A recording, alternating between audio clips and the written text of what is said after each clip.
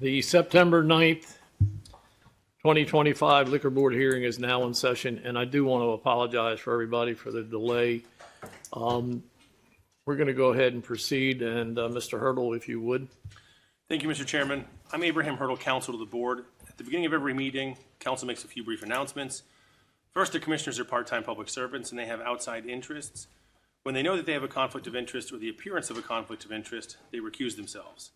They cannot possibly know who will appear from the public in any given matter, which may present a conflict of interest to them. If anybody believes that any commissioner or commissioners has a conflict of interest in any matter, you have to announce that to us as the case is called, and the commissioner or commissioners, as the case may be, will deal with that accordingly. If not, then the commissioners will proceed with all hearings under the assumption that there is no conflict of interest.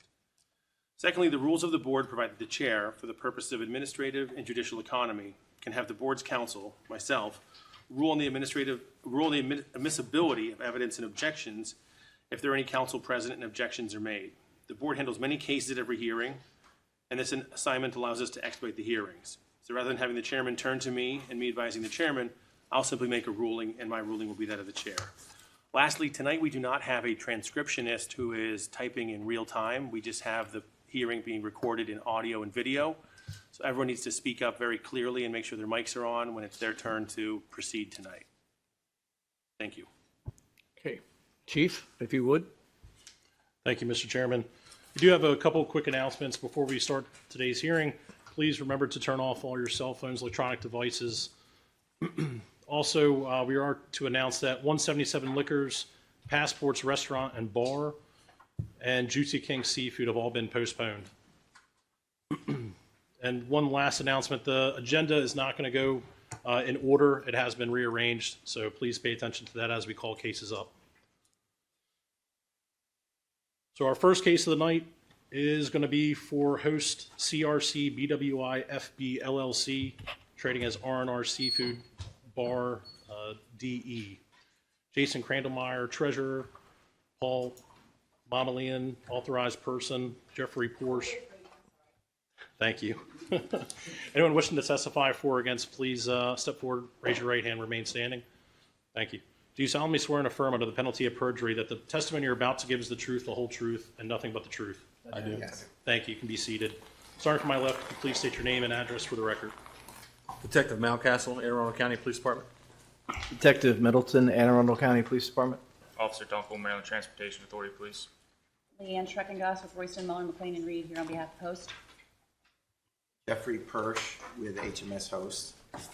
John DeCalagero with HMS Host. Thank you. Is Examara Fowler present? Would you get her in a chair? We will get it. Oh, okay.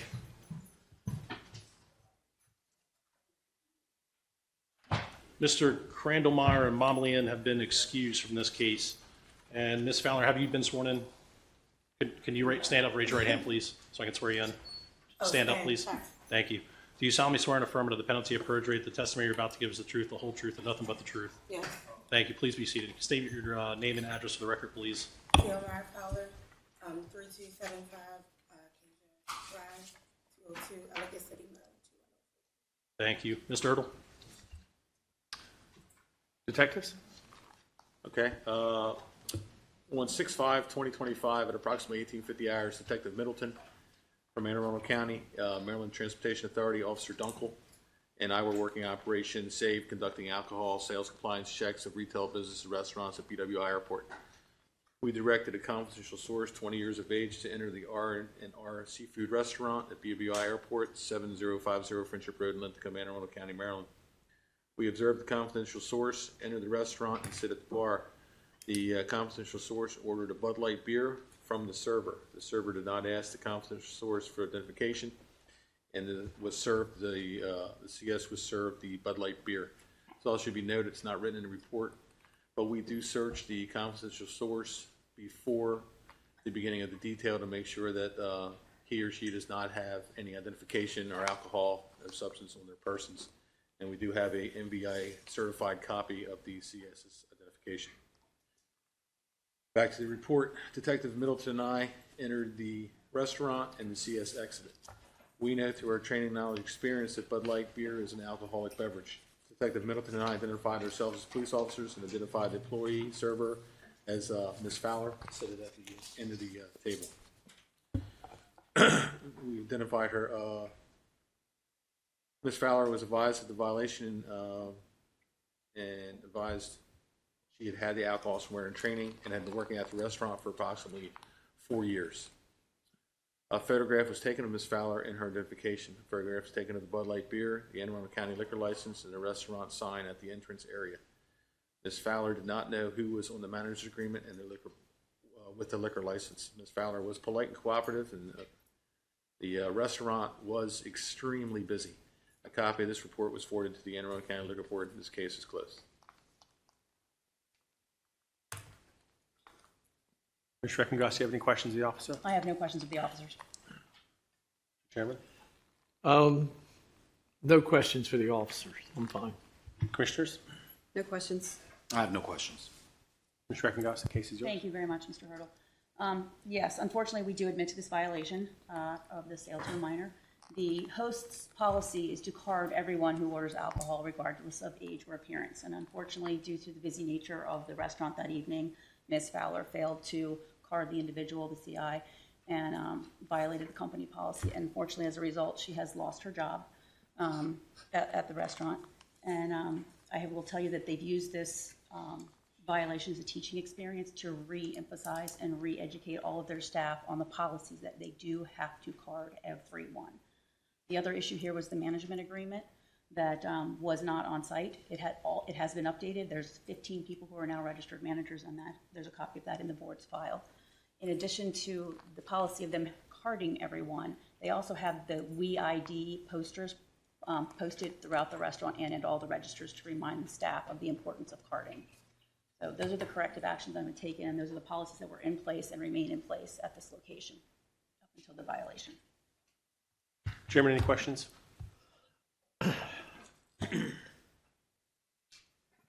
I guess the one question that comes to mind, you admitting to the violations, I understand, is the third charge, which is ownership and operation.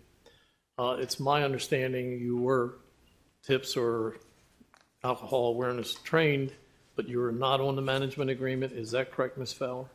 I'm a bartender, and it wasn't even my table I was helping out. So it's not even, but yes, I am certified too. Okay, so now I see where that's coming from then. I do have a copy of her certification if the board would like to have that for any reason. We don't, Okay, and I will also, I'm sorry, Mr. Chairman, I would also like to advise that not only do all of their staff, before they hit the floor, must go through the Serve Safe Alcohol Awareness Training Plan.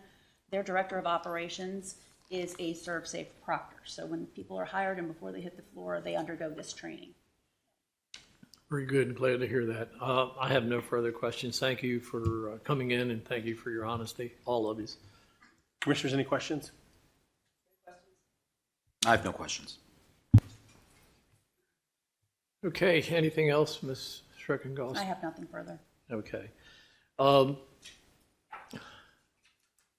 know you've been in here enough to know basically how this works. We look at sale to minors very seriously. One of the things that we take into consideration is how many times this has occurred, at least in the last 5 years. Not too much worried about past that. You have a good record. But I also understand and know that the airport has not been under too much scrutinization, and that's going to change. So please make sure all your employees understand that.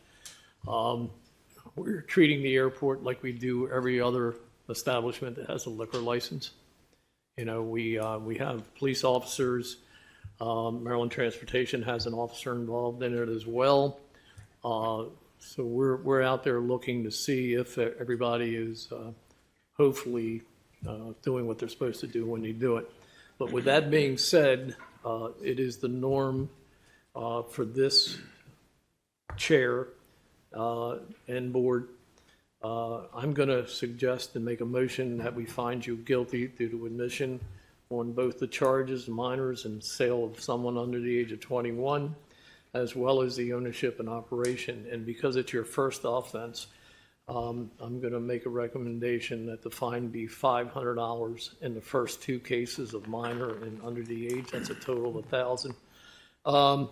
Plus $250 for ownership and operation. And I think you need to understand that along with this $1,250 fine, it goes in the record for the establishment. So please be careful, because the next time you come in, it's going to be probably heavier. Okay, that's my motion. I'm looking for a second. I second the motion. Thank you, Commissioner. I have a second. All in favor? Aye. Aye. Aye. Okay, passed. Thank you, and thank you for coming in. Sorry about the loss of your job, but wish you luck in the future. I can go.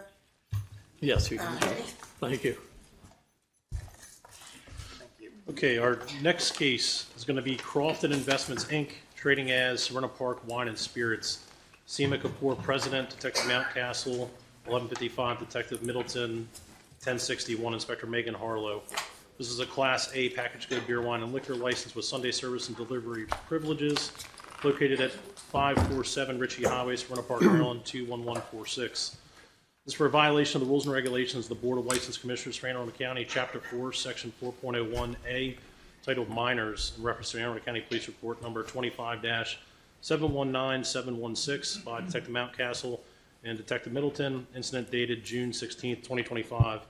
The second violation is for violation of Maryland Annotated Code, Alcoholic Beverages and Cannabis, Title 6, Section 6-304, titled Selling or Providing Alcoholic Beverages to an Individual under the age of 21 years, in reference to Anne Arundel County Police Report Number 25-719716 by Detective Mountcastle and Detective Middleton, incident dated June 16, 2025. There's one restriction on the license. For all employees must be certified in the state-approved alcohol awareness program within 30 days of hire. So anyone wishing to testify for or against, please come forward, remain standing, and raise your right hand. Gentlemen, you've already been sworn. Yeah. Right hand, please. So please remain standing. Do you solemnly swear and affirm under the penalty of perjury that the testimony you're about to give is the truth, the whole truth, and nothing but the truth? I do. Please be seated. Sorry for my left. Can you please state your name and address for the record? Detective Mountcastle, Anne Arundel County Police Department. Detective Middleton, Anne Arundel County Police Department. Ma'am, Seema Kapoor. address, please. The home address 912 Cooks Bay Court, Grambler, Maryland 21054. Thank you, sir. Mukesh Kapoor, 912 Cooks Bay Court, Gamblers, Maryland, 21054. Thank you. Mr. Erdl? Detectives? Good evening, Detective Middleton, Anne Arundel County Police. This incident was June 16th this year, 2025. It was approximately 7 p.m. Detective Mountcastle and myself were working Operation Save, conducting alcohol sales compliance checks of retail businesses in Anne Arundel County. We directed a confidential source who we verified through Maryland MBA, 20 years of age, subject to enter the Serena Park Wine and Spirits, located at 547 Ritchie Highway in Serena Park, Anne Arundel County, Maryland. We observed the confidential source enter the business. The CS went to the store, picked out a six-pack of Modelo beer, took it to the front counter. The clerk did not ask the confidential source for identification.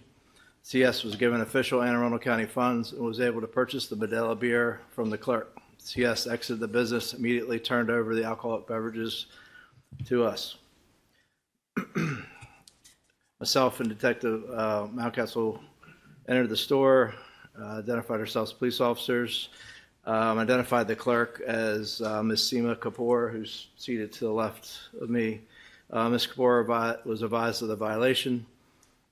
She advised that she's been working in the store for approximately 20 years and was on the manager's agreement, and she was also alcohol awareness trained.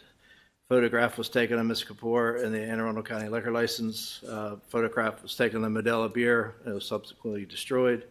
The clerk was cooperative and the store was not busy at the time of the sale. And a copy of this was forwarded to the Anne Arundel County Liquor Board. And that would be my statement of facts. Chairman, any questions?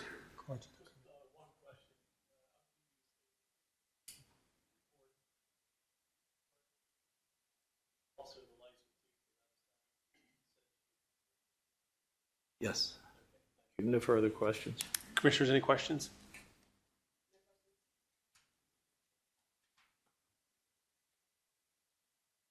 Just a quick question.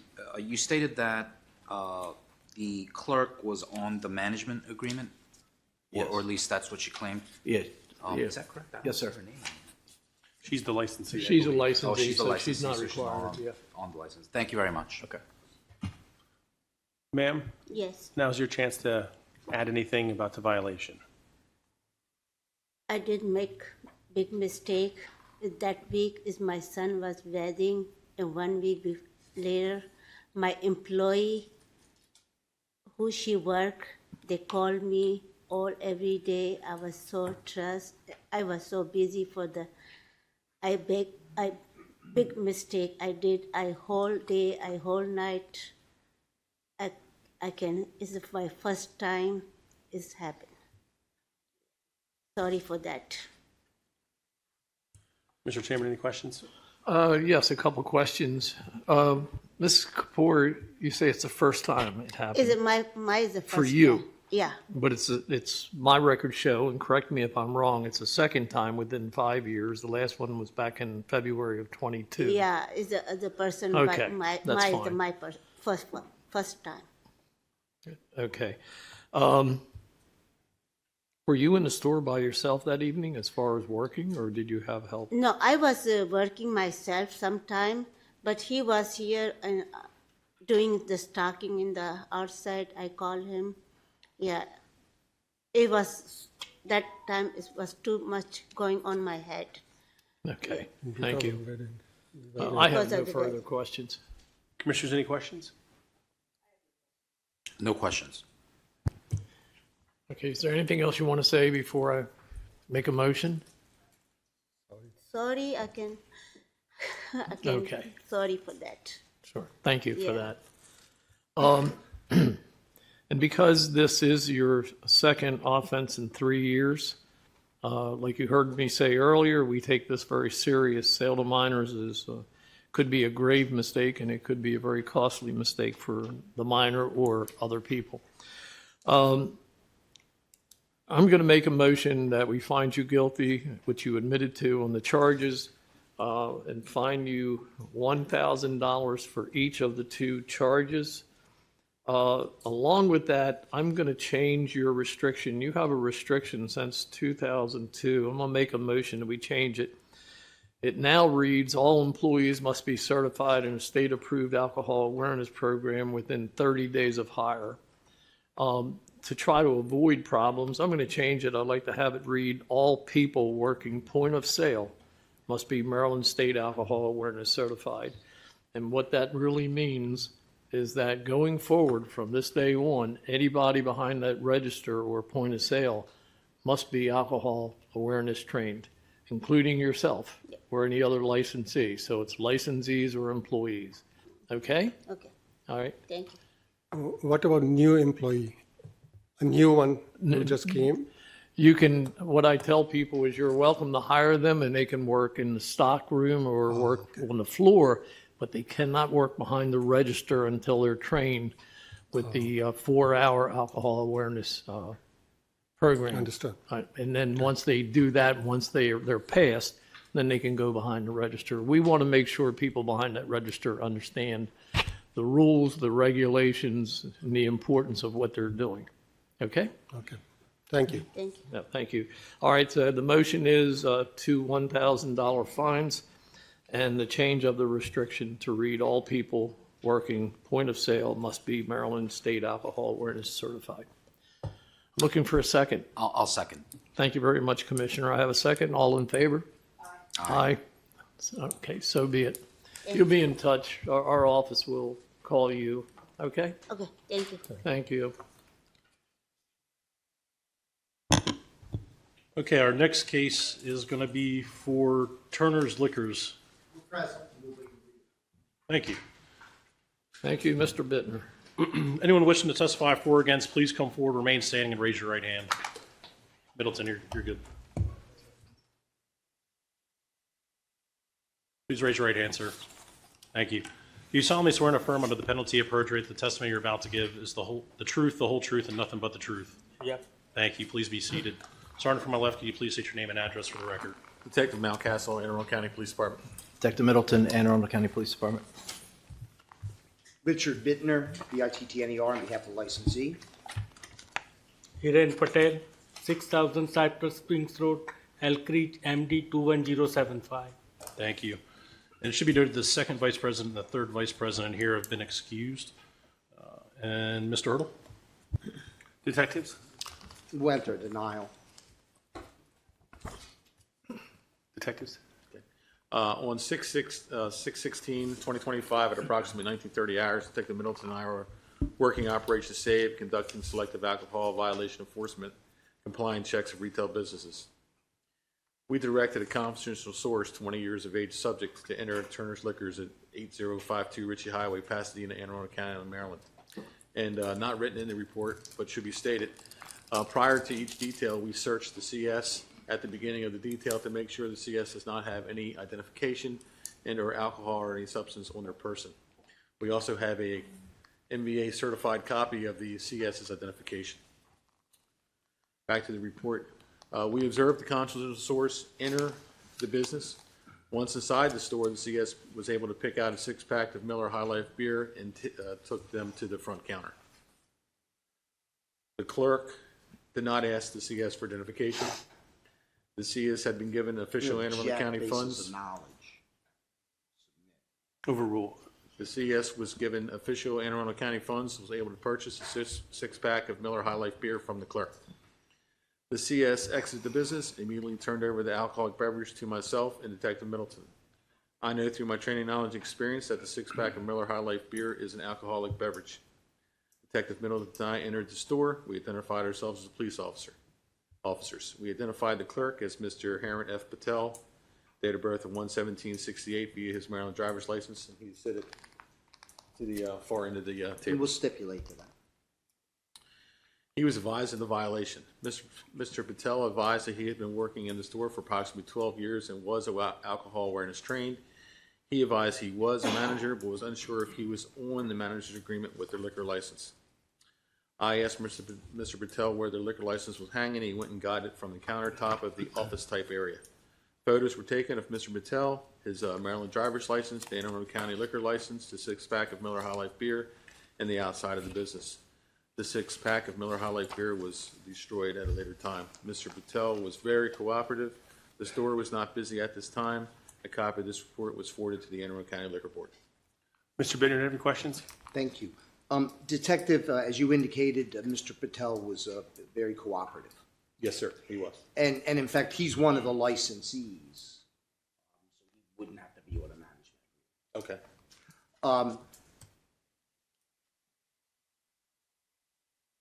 You were there as part of just your normal Operation SAVE enforcement activities, is that right? Yes, sir. Nothing in your report indicates that this is a particularly problematic establishment. No, sir. That you weren't there because you had received complaints from the community. No. Okay. Thank you very much. You're welcome. No other questions. Chairman, any questions? No questions for the officer here. Commissioners? No questions. Mr. Bittner? So I'll make a motion for no action. Haven't put in any evidence of the certification. They said they have one, but they haven't moved it into evidence. Mr. Chairman? The age of the CI. Thank you, Mr. Bittner. Do you have any presentation beyond that, Mr. Bittner? No. Mr. Chairman, do you have any questions for Mr. Bittner? Perhaps mitigation, depending on any ruling. But on the merits, no. I'm kind of curious, and I understand that Mr. Patel, Hiram Patel, is one of the licensees and doesn't need to be on the management agreement. But I would like to know if he is alcohol awareness certified. He is, and I believe the records that I obtained from your office indicate that. Everybody. This is a family-run business, and everybody's alcohol awareness certified. Okay. Is that correct, sir? Yeah. Okay. Well, good. I mean, that was what I was hoping was going to be the answer, and thank you for that. I also noticed that you have nobody on the management agreement that I have a copy of. Not that you have to, because you're not required to be on that agreement. Does anybody other than the three licensees work behind the register? My wife, and she's also certified. And on the license? Oh, she's on the license. She's one of the other two that was excused. Yes. Okay, yes, thank you. Mr. Chairman. Bless you. Bless you. Commissioners, any questions? No questions from me. If I may, Mr. Chairman, just follow up on your point. I had the same question of my client when we met, and I went out to the stores as my practice, and I met the wife, Mr. Patel's spouse, and it's a three-man, if you would, in the vernacular, operation, husband, wife, and in-law, family in-law, and they're there. They're the butcher, baker, candlestick maker. I pressed on him. You don't have anybody else? No. So there's always somebody there because the owners are always there. They tell me. There've been a couple occasions over 12 years where some family issues came up and they just shut down. And we talked about that, and if I may be heard in mitigation, Of course. we also spoke about ways to ameliorate and mitigate these types of offenses occurring. They were before you a little over 4 years ago on sales to minors. Serious matter. We know how you look at it, but I do suggest most respectfully, members of the board, that in the scheme, this is a small percentage. This is a high volume store. They do sometimes close to 1,000 points of sale a week. So it's not a place, as you heard from the detectives, that has a reputation in the community. It wasn't targeted because the PTA was calling in, and we know sometimes that happens. When I discussed with Mr. Patel what happened, he just said he thought he recognized the person. And, we hear that all the time. It's not a defense. It's not an excuse. It's honestly what he thought. He made a mistake. He was polite and cooperative. I've looked and we've talked about things that he can do to improve it. So we're in the process of getting, even though it's just the family involved, a written policy. He said informally they carded anyone who looked under 35 that they didn't know. We're going to up that to 40. They have a card reader. They're going to be using that more than they have in the past. They've also, Mr. Patel tells me he's contacted the UPS store and distributors to get some updated signage.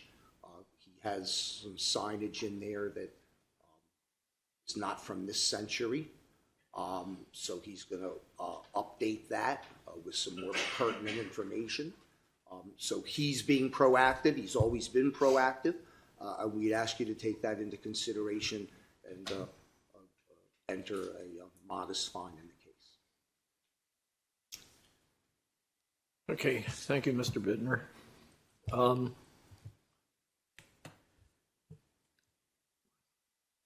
This is a very simple case that we hear, unfortunately, too much. Second offense, busy, or whatever the excuses are. But it concerns me that it is the second one, even though the last one was 4 or so years ago. It's kind of know that there's been a long stretch, but that's since you were compliance checked. We're not sure what happened in between, and I would hope nothing. But I'm going to go ahead and make a motion that we do find you guilty of the 2 charges, minors and selling to someone under the age of 21 years. And I'm also going to make a motion that we put on the license the same restriction that you heard me just put on the last license, and that is all people working point of sale must be Maryland State Alcohol Awareness Certified. That includes any new employees that you put behind the register. Please make sure they're trained first. Yeah. It also includes any and all of the licensees if they're not certified or if the certification expires. Okay? Yeah. That's my motion. I'm looking for a second. I will second the motion. I have a second. All in favor? Aye. Aye. Okay, Mr. Bittner, it's $2,000. They'll be contacted with any cost involved in the summonsing and the restriction to be added to the license. Thank you all very much. Thank you, Mr. Bittner. Have a good rest of your evening. evening. I'll see you again shortly. No doubt. All right, our next case is going to be for Aero Service Group, Inc., trading as Zona Cosina. Chang Lor, CEO, President, CFO. Rachel Elizabeth Giordano, employee. Stephanie Anders, manager. Richard Seagree, manager. Detective Mountcastle, 1155. Officer Dunkel, 1880. Detective Middleton, 1061. Inspector Jeremy Fisher. This is for a Class SAC Special Airport Concessionaire beer, wine, and liquor license located at BWI Airport, Pier B in Baltimore, Maryland, 21240. This for the first violation is for violation of rules and regulations of the Board of License Commissioners for Anne Arundel County, Chapter 4, Section 4.01A, titled Minors, reference to Anne Arundel County Police Report 25-718331 by Detective Middleton, Officer Dunkel, and Detective Mountcastle. Incident dated June 5th, 2025. The second violation is for Maryland Annotated Code, Alcoholic Beverages and Cannabis, Title 6, Section 6-304, titled Selling or Providing Alcoholic Beverages to Individual under the age of 21 years, in reference to Anne Arundel County Police Report 25-718331 by Detective Mountcastle, Officer Dunkel, and Detective Middleton. Incident dated June 5th, 2025. Third violations for Maryland Annotated Code, Alcoholic Beverages and Cannabis, Title 11, Section 1902, titled Alcohol Awareness Program, in reference to Anne Arundel County Police Report 25-718331 by Detective Mountcastle, Officer Dunkel, and Detective Middleton. Again, incident dated June 5th, 2025. And the fourth and final violations for rules and regulations of the Board of License Commissioners for Anne Arundel County, Chapter 4, Section 3.01D, titled Ownership and Operation, reference to Anne Arundel County Police Report number 25-718331 by Detective Mountcastle, Officer Dunkel, and Detective Middleton. Again, incident dated June 5th, 2025. There is one restriction on the license for all servers of alcoholic beverages. Must be certified in the state-approved alcohol awareness program within 30 days of hire. Anyone wishing to testify for or against, please come forward, raise your right hand, and remain standing. Thank you. Do you solemnly swear and affirm under the penalty of perjury that the testimony you're about to give is the truth, the whole truth, and nothing but the truth? Yes, sir. Yes. Thank you. Please be seated. Starting from my left, could you please state your name and address for the record? Detective Mountcastle, Anne Arundel County Police. Detective Middleton, Anne Arundel County Police. Officer Dunkel, Maryland Transportation Authority, please. Sir, Chang Lor, Aero Service Group, address, please. 6111 Excelsior Boulevard, St. Louis Park, Minnesota. Rachel Giordano, 701 Whitten Avenue, Glen Burnie, Maryland, 21060. Stephanie Anders, 2111 Silver Lane Road, Essex, Maryland, 21222. Richard Seagreen, 3136 Bud Circle, Baltimore, Maryland, 21244. Thank you. Yes, sir. Joseph Kaz, 5902 Mount Eagle Drive, Alexandria, Virginia. Thank you, everyone. Mr. Hurdle. Detectives? Good evening, Detective Middleton, Anne Arundel County Police. This incident was June 5th, 2025, approximately 9 p.m. Detective Mountcastle, Officer Dunkel, Maryland Transportation Authority, and I were working Operation SAVE, conducting alcohol sales of retail businesses at Baltimore Washington International Airport. We directed a confidential source, 20 years of age, who was verified through Maryland MVA. I do have a certified copy here. Needed to verify on the age. Their 20-year-old CS entered the Zona Cosina restaurant, BWI Airport, 7050 Friendship Road, Linthicum, Anne Arundel County, Maryland. We observed the confidential source enter the restaurant. CS went to the restaurant and ordered a Miller Lite beer from the server. The server did not ask the CS for identification, served the CS the Miller Lite beer. We entered the restaurant and the CS exited. We know through our training, knowledge, and experience that Miller Lite beer is an alcoholic beverage. Detective Mountcastle and I identified ourselves as police officers and identified the employee as Miss Rachel Giordano, who's seated over here, with the flower shirt on, via her Maryland driver's license. Ms. Giordano advised that she has had the alcohol awareness training and has been at the restaurant for approximately 4 years. Photograph was taken of her and her identification. Photograph was taken of the Miller Lite beer. The photograph was also taken of the Anne Arundel County liquor license hanging properly on the wall. The on-duty manager was identified as Ms. Stephanie Anders. There was another manager identified as Richard Segree, both here. Manager Anders did not know if she or the other manager were on the manager's agreement with the liquor license. A copy of this report was forwarded to the Anne Arundel County Liquor Board. The manager was polite, cooperative, and the restaurant was extremely busy. And that would be a statement of facts. The licensees have any questions for the detectives? No questions. Mr. Chairman, any questions? No questions. Commissioners? No questions. Sir? Chair, Commissioners, thank you very much. Aero Service Group has a policy to card and check the IDs of everyone who appears to be less than 40 years old. Unfortunately, in this incident, Ms. Giordano did not follow that procedure, and we acknowledge that a violation occurred. Upon that, immediately thereafter, Ms. Giordano was suspended, even though she was alcohol certified. We required her to be recertified yet again. And in the same process, we also trained all of our staff internally to ensure that everyone is carded regardless, identification is checked, regardless of the appearance of their age, etc.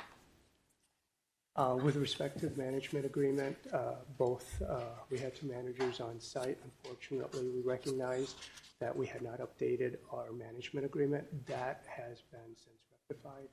We do have 9 managers on file. Chairman, any questions? Not at this time. Commissioners, any questions? No questions for me.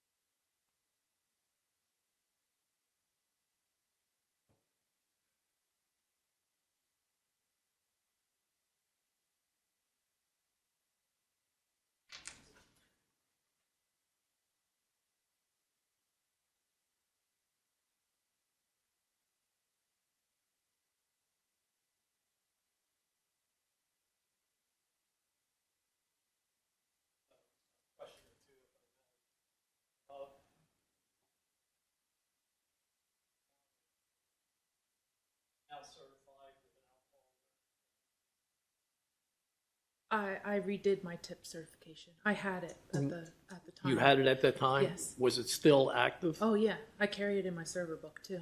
So it wasn't expired? No. Okay. All right.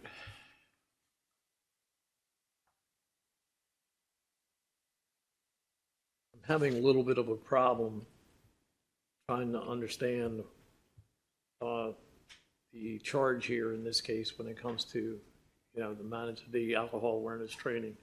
So you're saying you were certified even though you had to recertify. It wasn't because of an expired or... No, that was just to reinforce the fact that she was certified, to my understanding, at the time of the incident. Very good. Excuse me.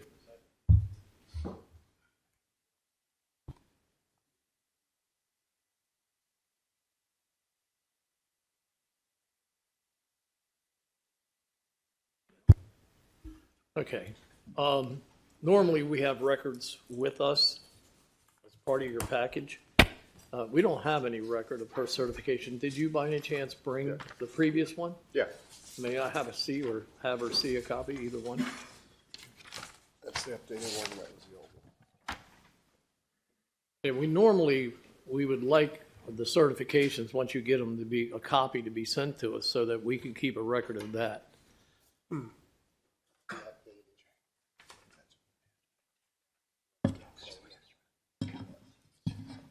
You want to keep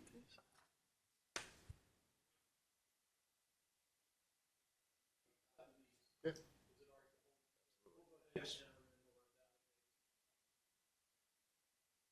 Take them. Thank you for helping that out. There was a question about that simply because our records did not show that she was alcohol awareness trained.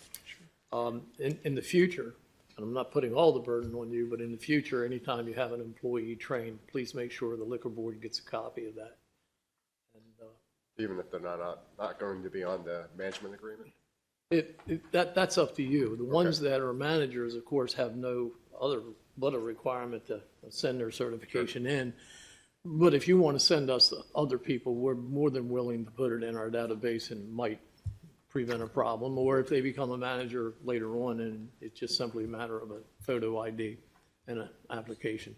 Very good. Okay, I have no further questions. Commissioners, any follow-up questions? I have no questions. Okay, in this case, I'm going to go ahead and make a motion.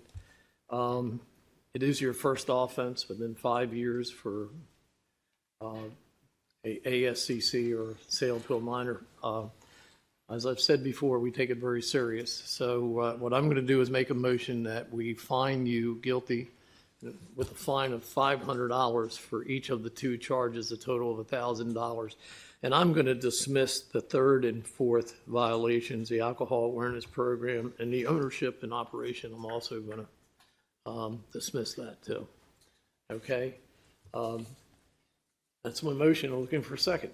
I second the motion. I have a second. All in favor? Aye. Aye. So be it. Thank you, and thank you for bringing that TIPS certification. Thank you.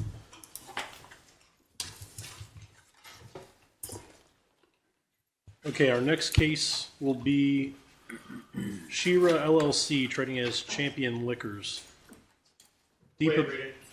Thank you. Anyone wishing to testify for or against, please come forward, remain standing, and raise your right hand.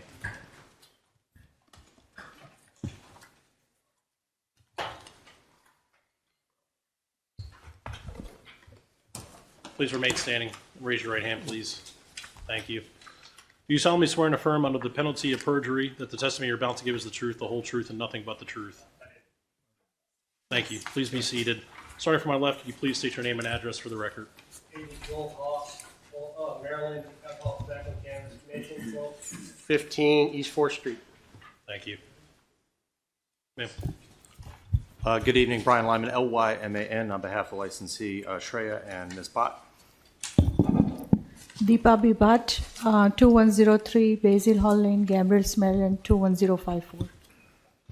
Ritesh Rawal, 1670 Carlisle Drive, Crofton, Maryland. Thank you. Is Nimish Kumar Patel present?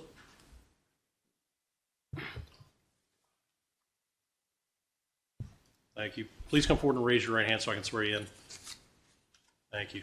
Do you solemnly swear and affirm under the penalty of perjury that the testimony you're about to give is the truth, the whole truth, and nothing but the truth? Thanks. Please be seated and state your name and address for the record.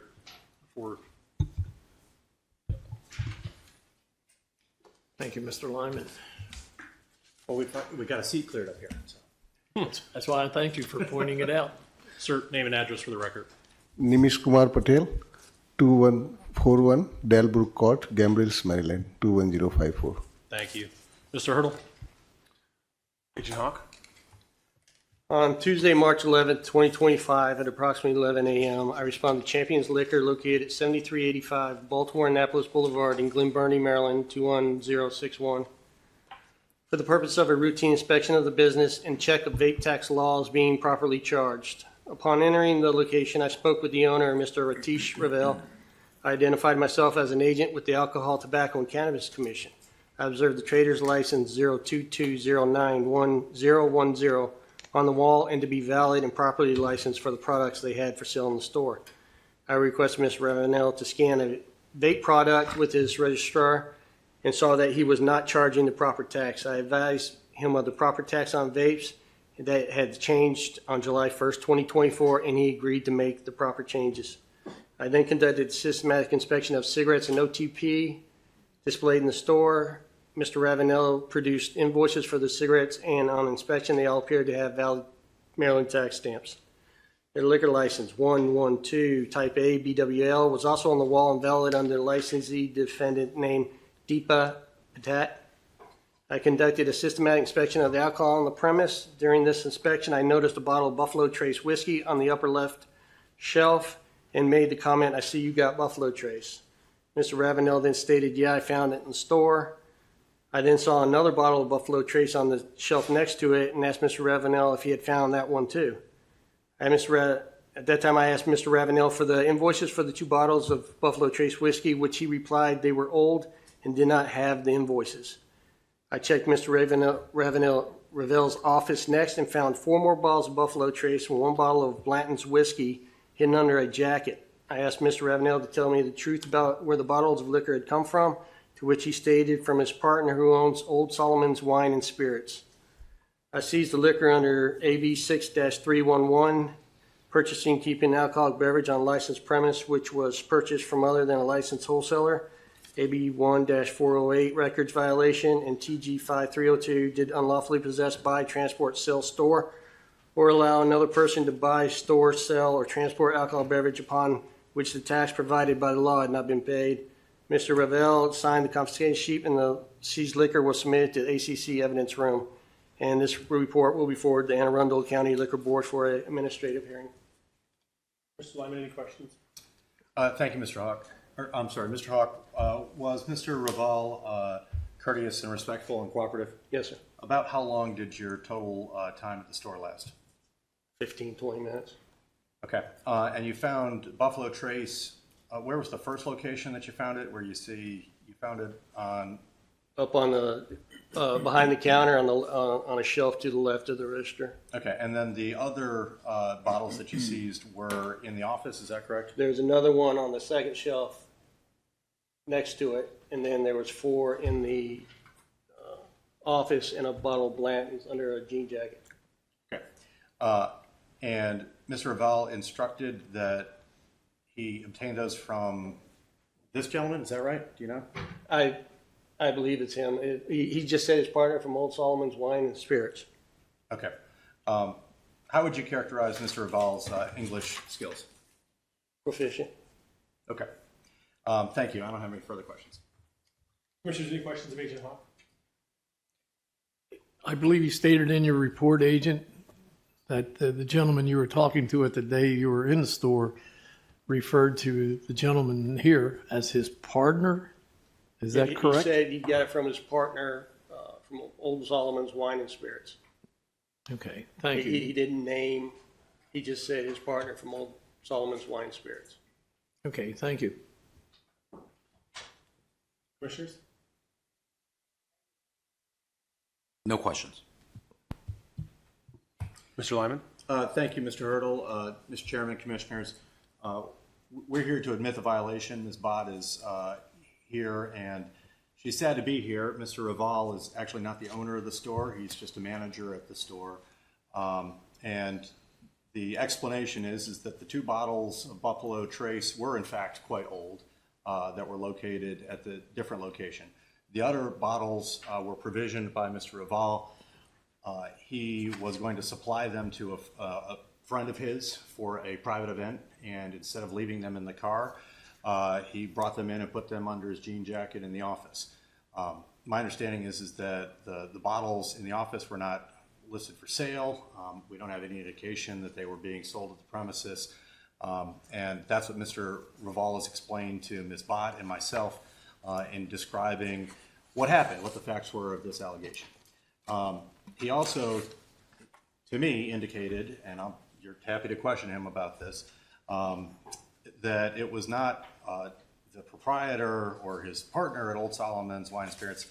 The bottles actually came from a bar that was located somewhere on Old Solomon's Island Road. And I think that there was a miscommunication to Agent Hawk about the origin of the bottles of Buffalo Trace and the bottle of Blanton's that were found in the office. Mr. Raval, is there anything else I need to add to clarify that? No. All right, and you affirm that that's in fact correct, and those are where the bottles of Blanton's Yeah. and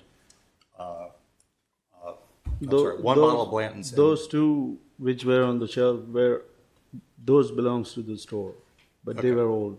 And you didn't have receipts for any of those, correct? No, because it was when National used to distribute that. Okay. Do you have any further explanation to provide the board for how you made this mistake? It was for a friend of mine. I bought it from a bar, but I shouldn't have kept it inside. I admit my mistake. Ms. Bott has undertaken and sanctioned Mr. Raval. He's lost some pay and some hours as a manager of the store. He understands the mistake that he's made, and other than that, he's been a pretty diligent and valuable employee for Champion Liquors.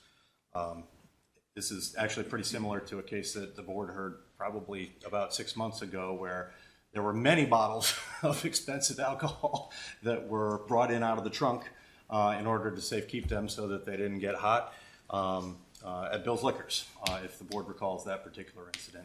I think it was a similar scenario, perhaps not as valuable bottles that were provisioned elsewhere and brought onto the premises unlawfully. But Ms. Bott admits the violation and would ask the board to consider an appropriate sanction and fine. Chairman, any questions? I'm going to reserve that, not at this time. Commissioners, any questions? Can you just clarify where you purchased Yes, ma'am. the 3 bottles in the Blantons? I purchased it from a friend of mine. He had some source at the bar. And you have no receipt I for paid that? the full price. I don't know. It belongs to somewhere Old Solomon Road. So there's no receipt? No, I paid. Thank you, Commissioner. Commissioners, any questions?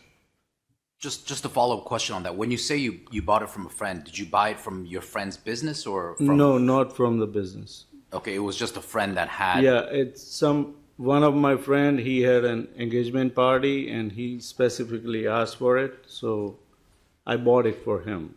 It was not from for another sale. friend.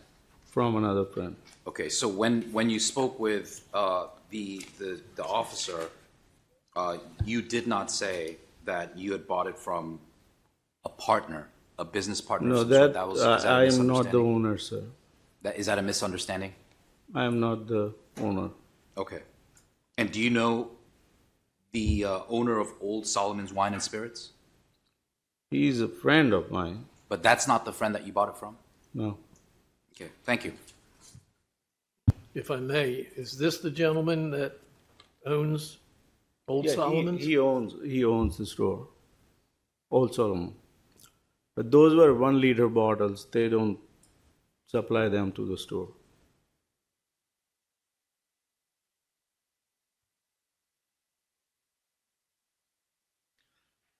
I'm going to ask the agent a question. Agent Hawk, we see quite a few cases of alcohol here tonight. Is that what was taken or confiscated on that day, or No, sir, this is a different case. altogether? Good. His Because was I couldn't just- figure out how that was intertwining with this, so thank you. His was just 7 total bottles. Okay. All right. I have no further questions. If the commissioners don't, then I'm going to go ahead and make a motion. I'm ready for the motion. Okay, thank you. I'm going to make a motion that we do find you guilty in both charges with a minimal fine of $500 in each case, a total of $1,000. And please be very careful with what you bring into your store and you allow or disallow. Sure. Okay? Yeah. That's the motion. Looking for a second? I second the motion. Thank you, sir. I have a second. All in favor? Aye. Aye. Aye. So be it. Thank you, Mr. Thank Chairman. you. Thank you, Thank you, Commissioner. Mr. Thank you. Lyman.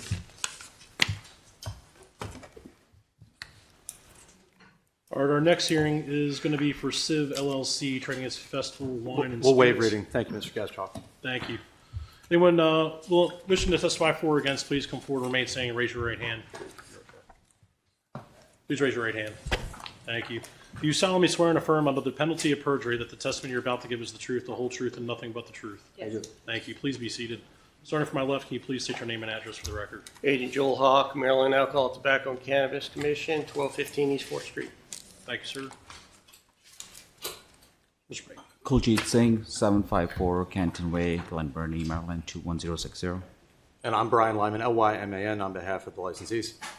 I'm Verdanti Amin, 957 Sperry Way, Sykesville, Maryland, 21784.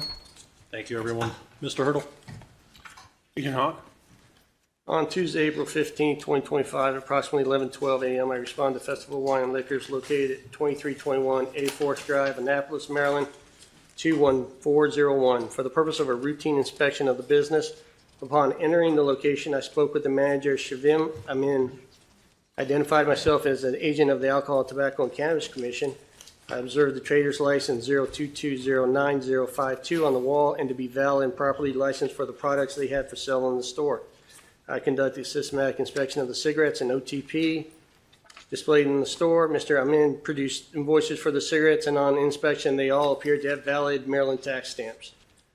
The liquor license 743 Type A BWL was also on the wall and valid under the licensee defendant's name, Verdanti Amin and Kuljit Singh.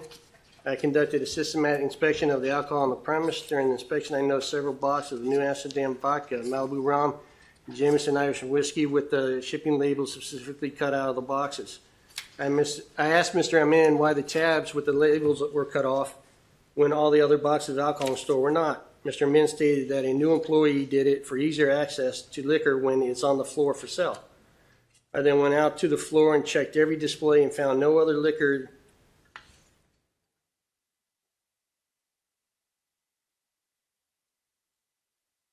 I apologize. I then went out to the floor and checked every display and found no other boxes in the store with labels cut off. I also located these boxes in question in the storage room and not on the floor of the store. At this time, I was unable to match invoices provided Mr. Amin to the alcohol in question due to the removal of the shipping labels. I seized the liquor under AB 6-311, purchase keeping alcohol beverage on licensed premise, which is not purchased from another than a licensed wholesaler, AB 1-408, records violation, and TG 5302, did unlawfully possess, buy, sell, transport, store, or allow another person to buy, store, sell, or transport an alcoholic beverage upon which the tax provided in the law has not been paid. Mr. Amin signed the compensation slip and the seized liquor, 30 bottles of New Amsterdam vodka, 18 bottles of Malibu rum, and 36 bottles of Jameson whiskey were submitted to ATCC evidence room, and the report was forwarded to Anne Arundel County Liquor Board for administrative hearing. Mr. Lyman, any questions? Thank you, Mr. Hurdle. Agent Hawk, can you explain, and I apologize, I'm the one who made you bring the evidence with you tonight, and I apologize to everybody who had to schlep it in here. But I thought it was important for you to identify, at least for my licensees, what about these boxes made you suspect that they were contraband and should be seized? Can you demonstrate that? Please. All wholesalers label their boxes right through.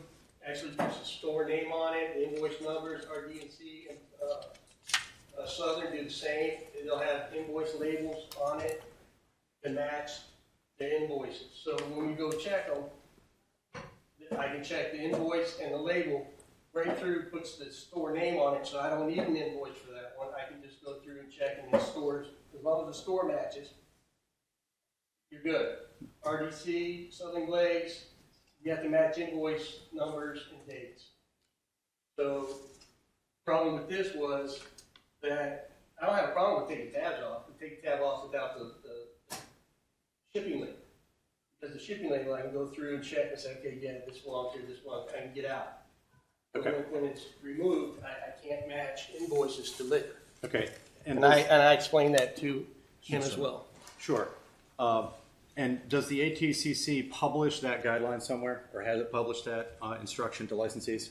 I mean, it's the burden of proof that the store owners have to provide and prove that they purchased this alcohol legally, and that's through invoices, through shipping labels. So, in your view, having boxes of alcohol on the premises that do not have shipping labels on them is a lack of proof for adequate payment of tax. Is that correct? Well, it also depends on how many boxes, why the label's missing, because sometimes they put the label over the center, and when they pull the tape off, it tears. And I tell all the stores, just stick it on the side. If you gotta cut it off, put it inside the box, because that label, I can get out of there quick, I can get it done.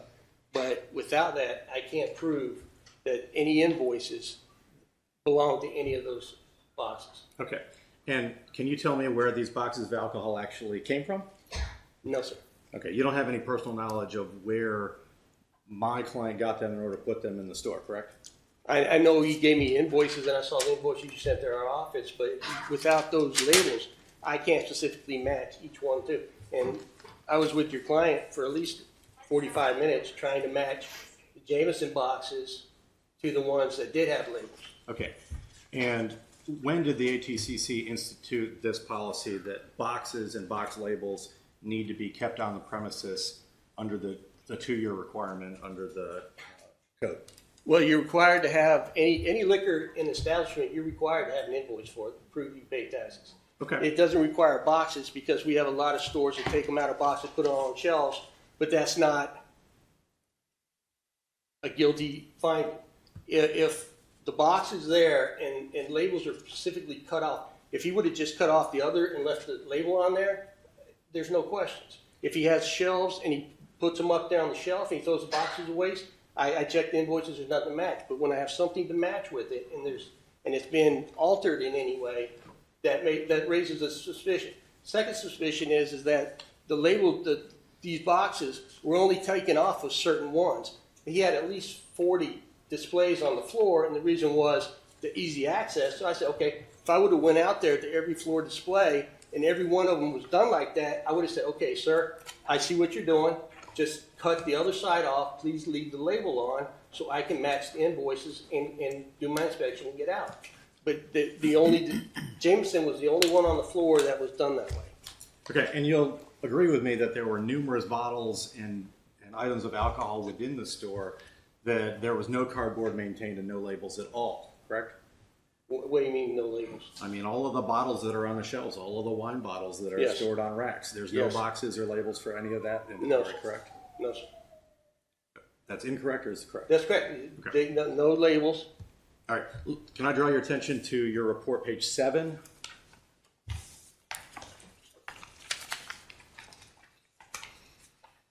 Yes, sir. All right, and I've just got black and white, but on page 7, there's a picture that's sideways, and it shows numerous boxes that are, for lack of a better term, being used as storage shelving. Do you see that there? You talking about on top of the display? Correct. Yes. All right, you'd agree with me that those photographs show boxes that have been basically cut in half, correct? Yes, sir. All right, are there labels maintained for those boxes? No, but underneath there are.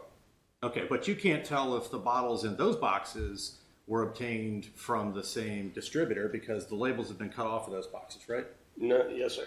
Okay, and yet you didn't seize any of those bottles, correct? Well, if you notice, they're all displayed the same way, and this is a common fact in almost all liquor stores. They do it the same way, and all the liquor underneath did have labels. Okay. Did you happen to notice where the New Amsterdam vodka was marketed for sale on the sales floor?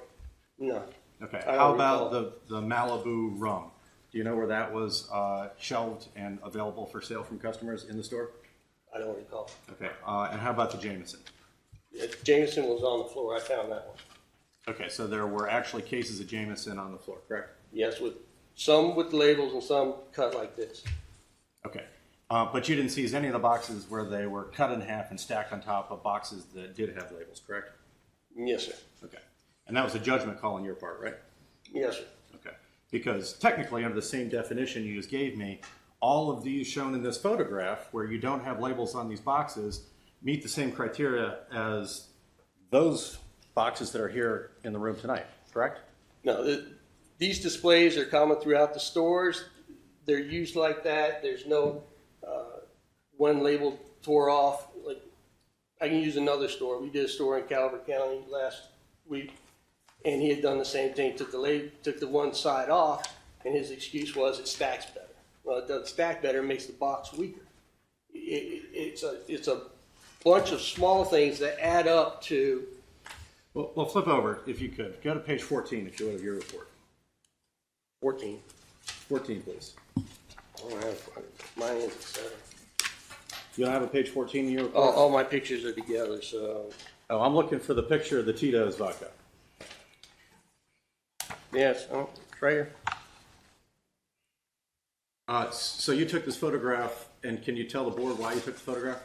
Showing how many displays he had on the floor. Okay, but you didn't see any Tito's vodka, correct? No, sir. Okay. And have you ever been to this location before? Yes, sir. Okay. And at that time, did you instruct them that they needed to remove the shipping labels and put them on the side of the boxes? I told him if he needs to, if it's in the tape or messed up, he needs to put it on the side or inside the box so I can check it and, yeah. Okay. I tell all stores that. Was that at this March visit, or was that previously? Previously, last year. Okay. I've only checked the store twice. Okay.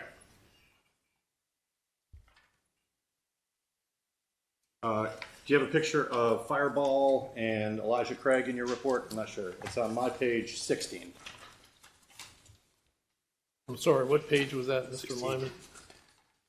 16 is what it Okay. reads on my report. Oh, thank you, I got it now. What's it look like?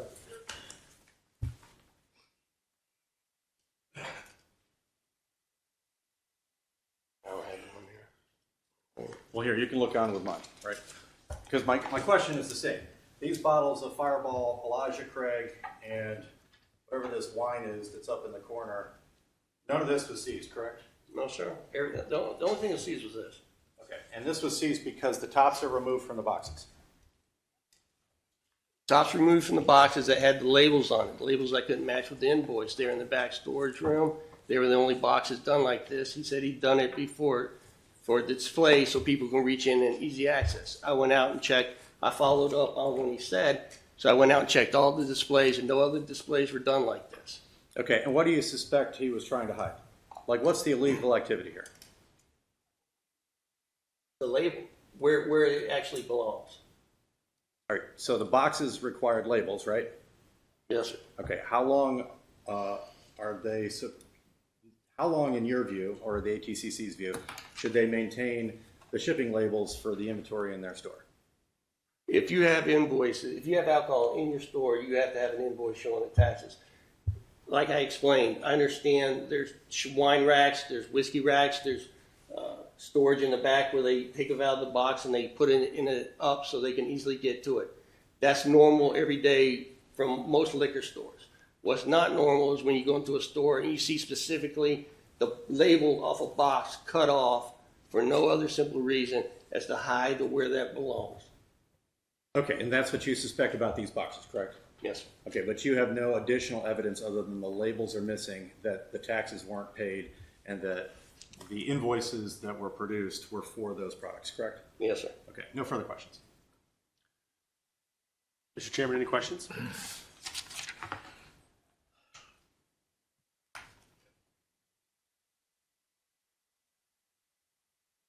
I'm sure you found other boxes in the store that were labeled correctly, and the labels weren't removed.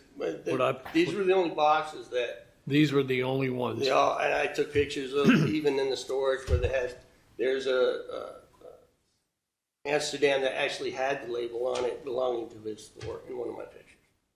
But everything else was labeled properly. Everything else checked fine. It was these I had an issue with, and for the reasons he was giving me, if I would have went out to the store and all the displays were done like that, I would have went back and said, sir, I get what you're doing, but please cut off the side without the shipping label so you can prove that you got it properly. And I would have it would have been a verbal warning. But when I went out to the store and checked that none of the other displays were done this way, it's another sign of deceit. Right, so you're saying the removal of the labels in that fashion was unique to those boxes only? Yes, sir. Correct. Okay. I have no further questions. Commissioners, any questions? I just have a quick question for the agent.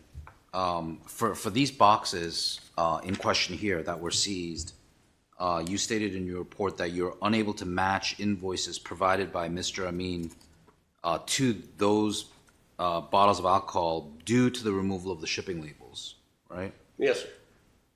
are you able to match any of the alcohol bottles on display to any of the invoices? Display Yeah, these. like for example, the Tito's that, I would lift up this box, and under here, the two boxes underneath it would have shipping labels like I do, and it would match his invoice. right, but what about It's the, just what that about, one box. what about the Tito's with half the box cut off? Would you be able to match those with invoices definitively? Or would you have the same labels on problem? the back side? No. But if it didn't, then you would have the same issue with those bottles as No. you do with these bottles. No, because every liquor store does displays like this. Right. And they have stuff underneath it. I get it. It's a common practice. I have a problem that are not common practice, and you're not doing it 100% everywhere else. Right, but I guess my question is, for example, for these Tito bottles, if you were to look at that one bottle on the left, for example, would you be able to pick up that bottle and be able to match that to an invoice? If Tito's marks their bottles, I can give you a date, Okay, do they but I mark their can't bottles? match it to an invoice. Do they mark their bottles? I would have to look that up. The only one that the higher end, like Buffalo Trace, they mark their bottles down to the time that it is bottled. Yeah, I guess the problem I'm having is it looks like, yeah, it's certainly suspicious that the labels are cut off, but I guess I'm looking for something more definitive than just speculation. Here's the answer. What's the point in cutting off a label? I mean, I understand, and that Every leads other to box and is that done leads to like the that. speculation. No That other leads to the boxes is done suspicion, like that. but I just And don't again, know the for me if burden- that's enough. And I understand that, sir, but the burden's on the owner. Right, but they True. can't meet that burden with these bottles either, according to what you're saying. Okay. If they could meet that burden with these other bottles, then I get it. They can't meet the burdens for those bottles, but they can meet it with these other bottles. Those bottles are a common practice in every store, liquor store in Anne Arundel County. If you go in there, I understand, and that this is not. and that causes the issue for us, because if that's a common practice, then how do you meet that burden of proof for any bottle? So you're being telling such a me common I should not look at any bottles and boxes and add that? So you're saying if they cut the label off, they're fine? Well, I think it's bad practice. It's bad practice, but I just don't. For me, I guess I would need more than just suspicion. Okay, how do you, I got invoices from him. How do you prove any of these invoices belong to any of that alcohol? Well, how do you prove any of these bottles belong to those invoices? The boxes underneath it. Well, what about these boxes that are open already? Like, I guess what I don't understand is why weren't these bottles seized? Because under that same standard, these should have been seized too. Because that was done in a uniform pattern that's done throughout. Actually, probably every liquor store in America does that. That's a custom pattern. When he said that he had done this for easy access, I went out to check. And like I said, if he would have, I saw he done that, I would have went back to him and said, I get what you're doing, leave the labels on, cut the other side off. Another thing is those boxes, one strip's cut off, and it just happens to be the label side every time. No, I mean, I agree with you. It's fishy. I absolutely agree with you. But I just, I guess I wanted to see if there's something more definitive. But thank you.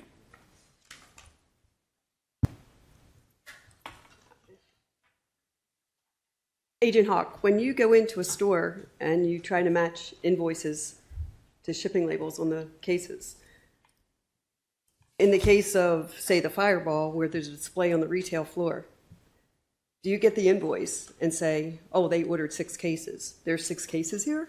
I mean, it's pretty simple. If it's breakthrough, their name's on it. I don't need an invoice. I can go down and see the name's on it. Okay, but for these open cases that are case cut for display, Yes. okay, there's no, say the labels off of it. If I thought that was in question, the invoices would tell me how many cases are there and how many they should have. Okay, so you do look at numbers of cases. Like, did you look at the number of cases possibly on the Malibu rum that was there? If there was an invoice that had 10 cases. The Jameson And I they did had 10 because I cases. did leave a lot of Jameson in his store. Okay. Some had labels. I think 3 of them outside didn't. But I did look at the invoices for his Jameson. I don't think he had, and I can't, I don't recall him showing me Malibu but Jameson we did go over. Yeah. Okay. Chairman, any further questions? Commissioner, any questions? So sorry. My apologies.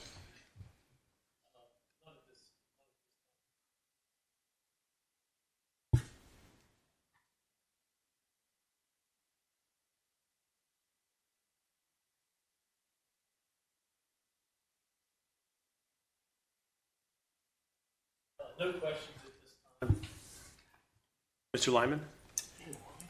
Thank you. Before I proceed with entering a plea on behalf of my clients, I'd like to, what we in court might call a motion for judgment, which is basically a quick motion to suggest to the board that Agent Hawk has not met the necessary burden for the board to consider the affirmative defense and the defense testimony that my clients intend to offer.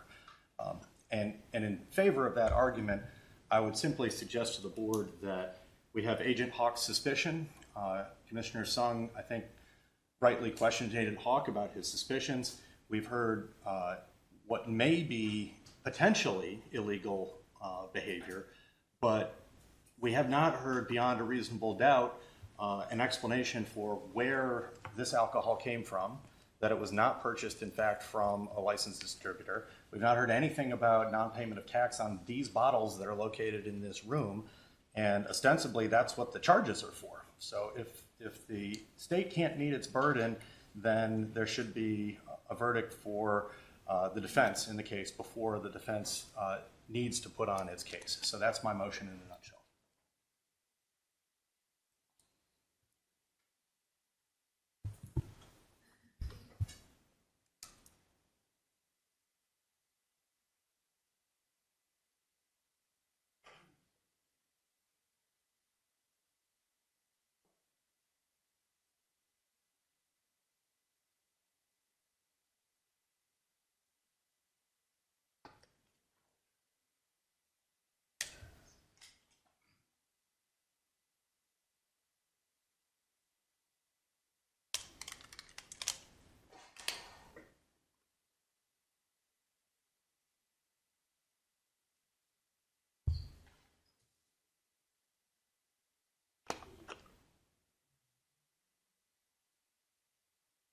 Mr. Lyman, we're going to reserve our decision on that motion at the moment and allow you to proceed. Thank you, Mr. Hurdle. We'll enter a denial of charges, obviously, and I'll proceed by way of proffer. I'll ask my client, KJ Kuljit Singh, is located directly here to my left. He's in the store almost all the time. He is a hands-on owner since we presented his application for transfer to this board some years back. He's doing his best to abide the board's rules and regulations and understand the rules and regulations, both from the board and from the state, obviously. And in this circumstance, we have a situation where we do need to enter the two exhibits that I sent into the board previously. I don't know if I need to provide additional copies. I have one copy of them. We'll mark them as admitted. Thank you. So, and let me take those invoices and explanation that I forwarded previously to the board in a letter and elaborate it a little bit further. The new Amsterdam products were ordered a long time ago, in September 2003 through August of 2024. And those products do not move, frankly. They are fairly old products and old cases that have been kicking around on the floor of the store for quite a while. The spirits inside are obviously marketable. It's not an issue of them going bad or anything. It's just that those SKUs, those items don't leave the store. In fact, the invoices show that on September 28, 2023, there were 22 cases of the 1.75 liter New Amsterdam vodka purchased. 22 cases is a lot of inventory. It's a pretty big store, and they have some extra space to store things. And in fact, that's part of the business model, is that you purchase your inventory when you can get a quantity discount or you can get a case deal from the distributors. And that is, in fact, what's happened here. We have another 25 cases of that same 1.75 that were purchased in August of 24. That's shown on page 2 of Exhibit 1. as I said, it's a product that's not flying off the shelves, and it's not marketed in the same way of having case cuts, I think is the term that Commissioner Snoops used, because she was in the grocery business, and she knows how that display is set up. You cut open the case and you leave the product there in the box. That's common, but it's not common for these products in this store. And I'm sure that there were some Jameson case cut boxes somewhere in the store, I suspect. KJ will be happy to elaborate and testify to that. But fundamentally, we have provided the board with the receipts for each one of the products that is over here. Okay, the taxes, the appropriate taxes that are owed by the retail licensee to be paid to the distributor that are then paid to the state were paid. And the invoices date back 2 years. That's the requirement under the code section under Title VI of the Alcohol, Tobacco, and Cannabis article. All of those invoices are actually under 2 years old, and this inventory is actually under 2 years old. The issue is that there's thousands and thousands and thousands of dollars of inventory elsewhere in this store where there is not a single shipping label available. Okay, not just the cut cases, but every bottle that's located on the shelf in this store. And KJ will testify to that as well. Mr. Singh is very diligent. He tries to keep his stock rotating as fast as he can. If one bottle leaves, his staff is instructed to go in the back, pull it out of whatever case it is, and replace that product on that shelf so that the store looks fully stocked to his customers. And that's why the tops are removed from these cases. I don't have a better explanation of that. I don't think Mr. Singh has a better explanation, but that's the truthful testimony. Go ahead and tell the board anything else about this situation that you think is pertinent, Mr. Singh. So during the time when the Officer Hawk came, I wasn't there. I was actually away with spring break with my daughter. So when I got the call, we had all the paperwork. I think there was he couldn't find the New Amsterdam, which I looked up online. And found the New Amsterdam invoices and gave it to Mr. Ryan here. During that time also we had a new employee that was working as well, and he tried to do work fast as possible. And some of these boxes were cut off. They were in a display. We had a Malibu display. We keep rotating our displays to sell product, whatever we can, with our business being the way it is these days. And the new employee also, worked up whenever we open up a bottle, we don't think about it filling the store to take the tag, keep the tag. That's not our first thought. Our first thought to kind of put the inventory out there. So I have instructed the employees to make sure the tag needs to be on the box at all times. But when we can't really tell the merchandiser that. The merchandisers come in, they cut the boxes like Mr. Inspector Hawk was saying, but that's just a regular practice. So besides that, I don't have anything else for you guys. But it was a new employee. I can agree with that he pulled up. He told me that he was doing that, and I put a stop to it.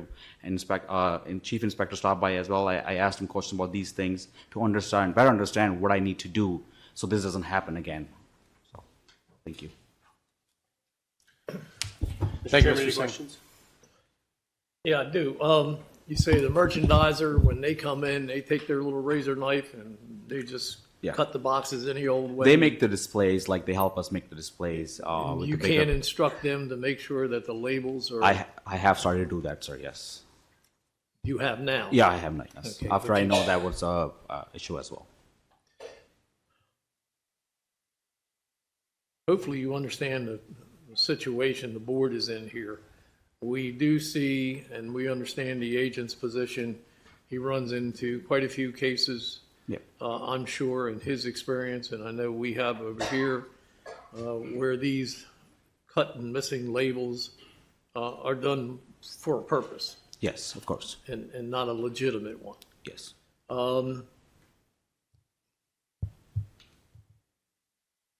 No further questions at this time. Commissioners, any questions? No questions.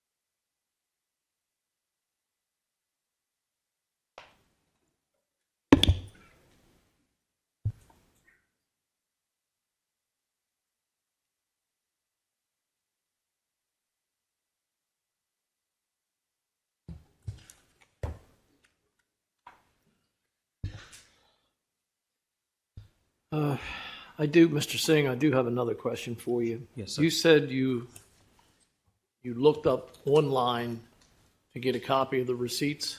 Is that correct? Did I The understand? invoice. They were missing invoice for, I think, we weren't able to find the New Amsterdam invoice, so I went on the website for the Breakthrough Beverage to print out the invoice for the inspector. Okay. Yeah. Agent Hawk, did he produce all the paperwork or in Just the reference to your questions? Just the Jameson. That's the only paperwork he was able to produce. From my recollection, yes. The other ones were not. They were on premise. I think they couldn't locate it. I'm They sorry? were. We do keep all the invoices at the store for the past 2.5 years. I think they weren't able to locate it, but I have provided those invoices to you guys. After the fact? Yes. Sorry. Yes. Right.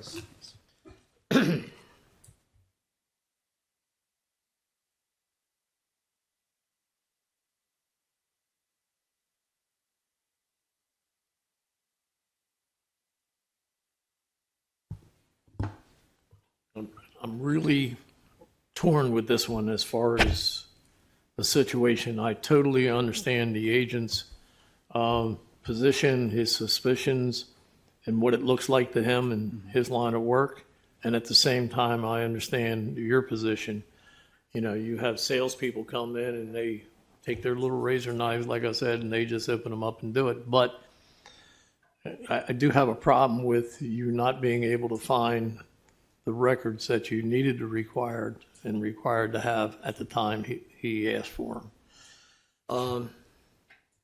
Mr. Chairman, may I just sort of in summation? Please. Mention that we're here for two violations. There's a record-keeping allegation, and then there's a criminal allegation under 6311 of the ABC code.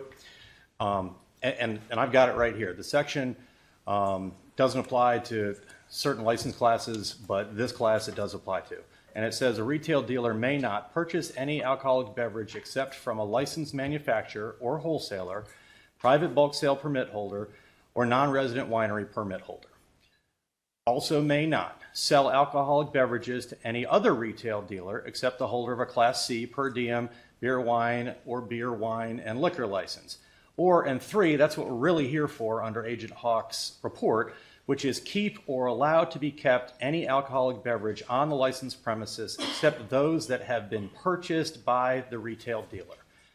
With all due respect to Agent Hawk's suspicion, we've heard testimony from the licensees that the alcohol that's located here was in fact purchased appropriately by the retail dealer and has provided the board with the invoices. Perhaps it was delayed, providing the invoices, but I don't think that the board has any evidence whatsoever before it, besides Agent Hawk's suspicion, that the alcohol here tonight, in these cases, was purchased from anywhere but Breakthrough and RNDC, Republic National Distributing Company. And that's my summation on behalf of the licensees. Thank you. Thank you, Mr. Lyman.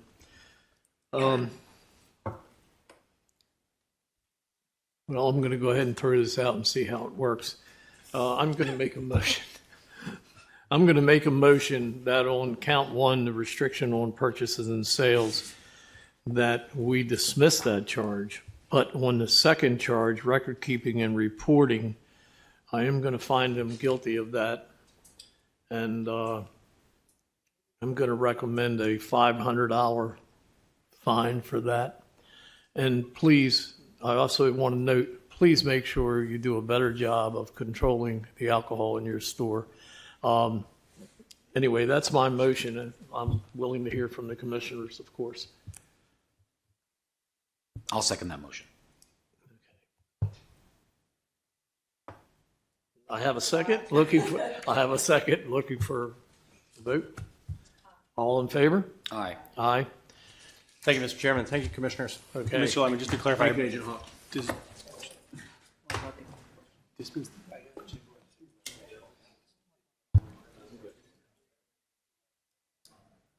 Okay. Well, here, did I email you? I don't know if I got an email for you, but if you would Kindly. I'll talk to our supervisor and I'll tell him to find it, and then he'll make a determination. If he gets it, he can come up to our office and sign off on it. Thank you, kindly. Appreciate it. All right. All right, our next case is going to be for BAPA LLC, trading as The Place. The president will wait on you. Thank you. Anyone wishing to testify for or against, please come forward, remain standing, and raise your right hand.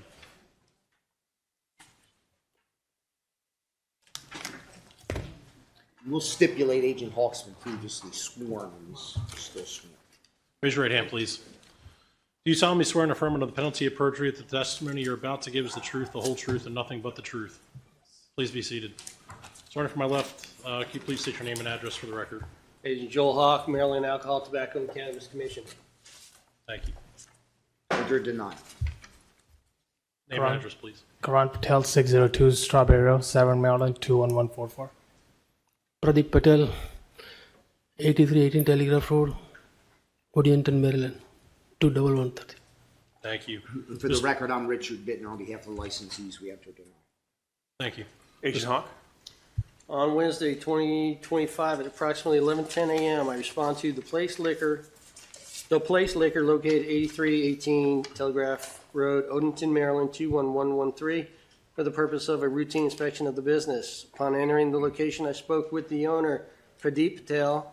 I identified myself as an agent of the Alcohol and Tobacco and Cannabis Commission. I observed trader's license 0230435 on the wall and to be valid and properly licensed for the products they had for sale in the store. I conducted a systematic inspection of cigarettes and OTP displayed in the store. Mr. Patel produced invoices for the cigarettes, and on inspection they all appeared to have valid Maryland tax stamps.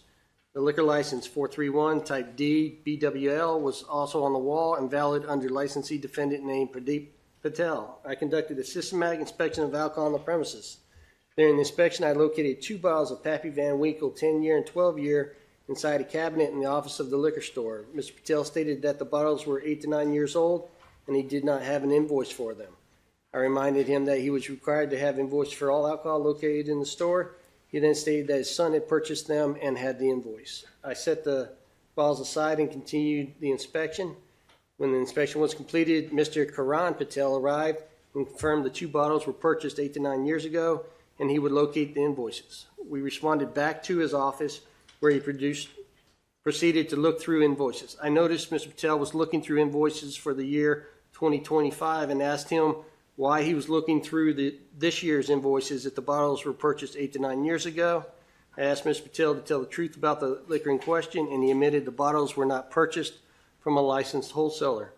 I seized the liquor under AB 6-311B, purchase, keep an alcohol beverage on licensed premises which was not purchased from other than a licensed wholesaler. AB 1408 records violation and TG 5302, did unlawfully possess, buy, sell, transport, store, or allow another person to buy, store, sell, or transport alcohol beverage on which the tax provided by the law had not been paid. Mr. Patel signed the confiscation slip, and the seized liquor, 2 bottles of Pappy Van Winkle 10 and 12 year, were submitted to ATC evidence room. This report will be forwarded to Anne Arundel County Liquor Board for administrative hearing. Mr. Bittner, any questions? Yes, thank you. Agent Hawk, thank you for taking the opportunity to speak with me earlier today. Yes, sir. And you indicated to me that both the licensee, Mr. Patel, and his son were cooperative with you. Yes, sir. Now, you indicated that you were there on a routine inspection and you performed a complete systematic inspection of all tobacco products and everything was in order. Yes, sir.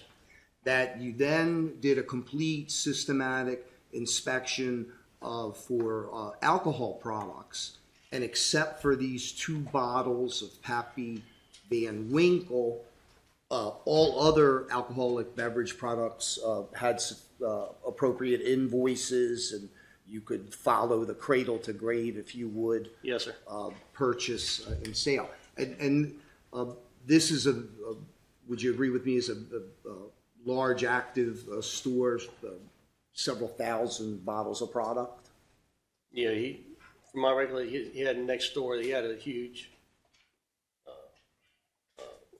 storage room next door, yes. And everything was invoiced, Yes, sir. except for these two bottles that you found inside a cabinet in the office of the store. Yes, sir. There were no advertisements in the store for Poppy Van Winkle. No, sir. The items were not accessible to the public. No, sir. There, nothing indicating that they were for sale. They didn't have any price tags on them. No, Correct? sir. Mr. Patel indicated in so many words that he had bought the alcohol some years ago for his own use. He didn't say. He said he purchased it not from a wholesaler. He didn't tell me who he purchased it for or for why. Okay. So in fact, you don't know if a tax had been paid on that alcohol, do you? No, sir. Thank you. That's all the questions I have. Mr. Chairman, any questions? Agent Hawk, you said you found these bottles in the office. I'm sorry, where in the office was it? In a filing cabinet. In a filing cabinet? Do you find, in your experience, that sometimes establishments will take and not put these things on display intentionally so that they can sell them to whoever they want to sell them to, and thereby circumvent the system and the laws?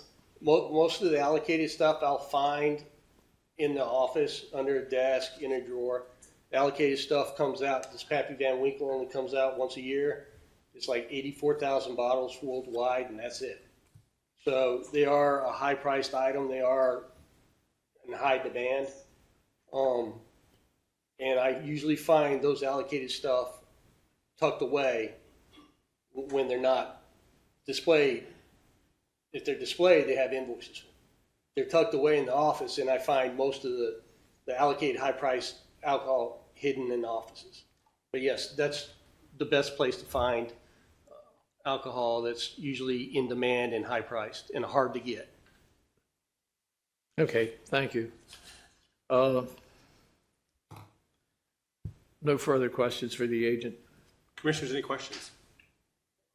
I have no questions. Mr. Bittner? Thank you. Agent, by way of follow-up, you don't have any firsthand personal knowledge indicating that was the practice at the place regarding these two bottles of Poppy Van Winkle, do you? No. Thank you. Any follow-up questions, Commissioners, Mr. Chairman? Now, I need a second if you don't mind.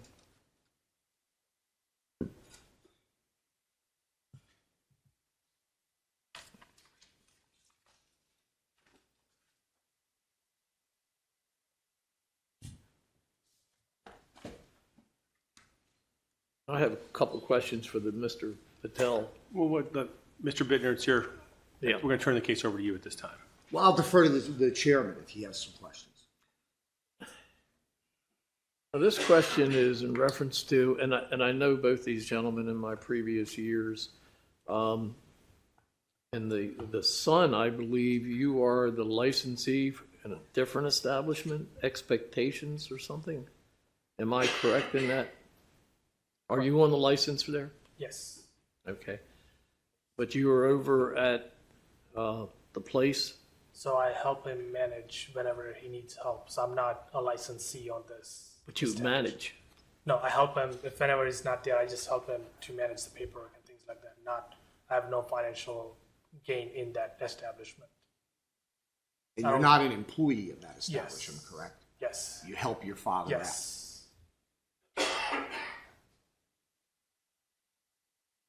No further questions at this time. Commissioners, any questions? I have no questions. Okay, Mr. Bittner? Anything? By way of proffer, if I may, you heard that Mr. Patel admitted that he had purchased them previously. He would tell you that they were purchased for personal consumption, left inside the file cabinet inside the store. And move the admission of that profit. So admitted. Mr. Chairman, any questions? Yeah, I'm going to jump back to the agent. Those bottles that were in there, were they opened at all? No, sir. Okay. No further The questions. 10-year goes for over $1,000. The 12-year usually goes around $2,000, so no, they were sealed. But they weren't open like they were using them or No, had taken some out? Okay, No, sir. thank you. No further questions? Commissioners, any questions? I have no questions. Anything else, Mr. Bittner? Nothing evidentiary, if I may just be heard on the merits. Please. Most respectfully, Mr. Chairman, members of the board, the offense, alleged offense conduct here doesn't rise to a violation. You heard that this establishment in every other way had every other invoice for every other product in the establishment. On the standard, just on a preponderance of the evidence standard, I don't believe it's been met to show, first off, that they had this product definitionally in the store. It's in a office, in a file cabinet, not accessible to the public, not marketed. This is a situation vastly different, I suggest to you, than every other violation of this type that comes before you. What you have coming before you are cut-off boxes, product where invoices don't match up. You don't have an establishment with thousands of bottles, fully documented, fully accredited, and then 2 bottles of a distant age. My client admitted he purchased them. Okay? They weren't marketed for sale. This is not a violation of the 3-tier system because this was not definitionally, I suggest most respectfully, product that was accessible on the premises or available for sale to the public. And I'd ask you to take no action. The controller has confiscated the alcohol, and my clients have suffered that loss. Okay, thank you. Having heard all of the facts in this case on both sides, I'm going to make a motion, and I'm going to base it on the fact that even though there was only 2 bottles, I don't believe it was for their personal use. The fact that they weren't opened, and they've been there for quite a while, as well as other facts, I'm going to make a motion that we find them guilty of both charges and assess a fine of $500 in both cases.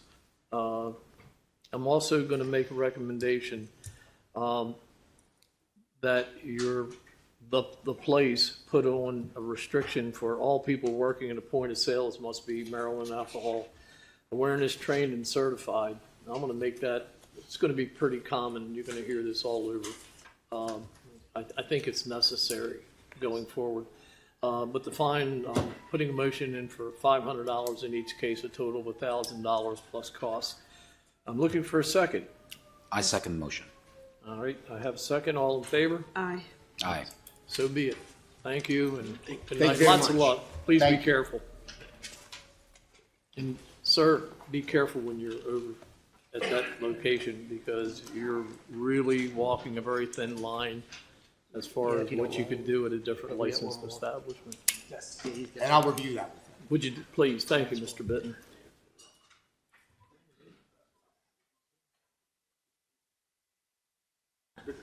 Yeah. Mr. Bittner? Mr. Bittner. Yeah. So our next case is going to be for Villa Restaurant, Inc., trading as Villa Flores Restaurant. Israel Cornejo, President Treasurer.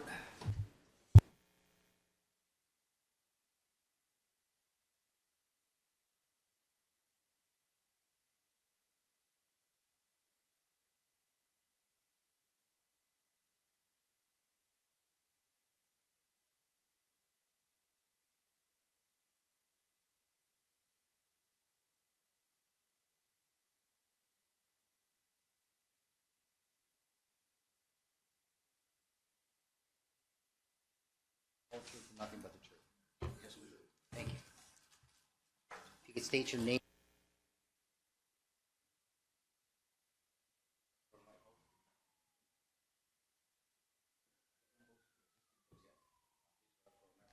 There we go.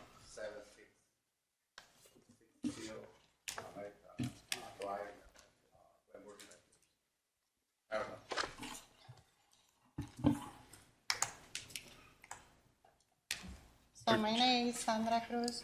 My address is 7602 Colmar Manier Way in Brandywine. Chicago is 2613.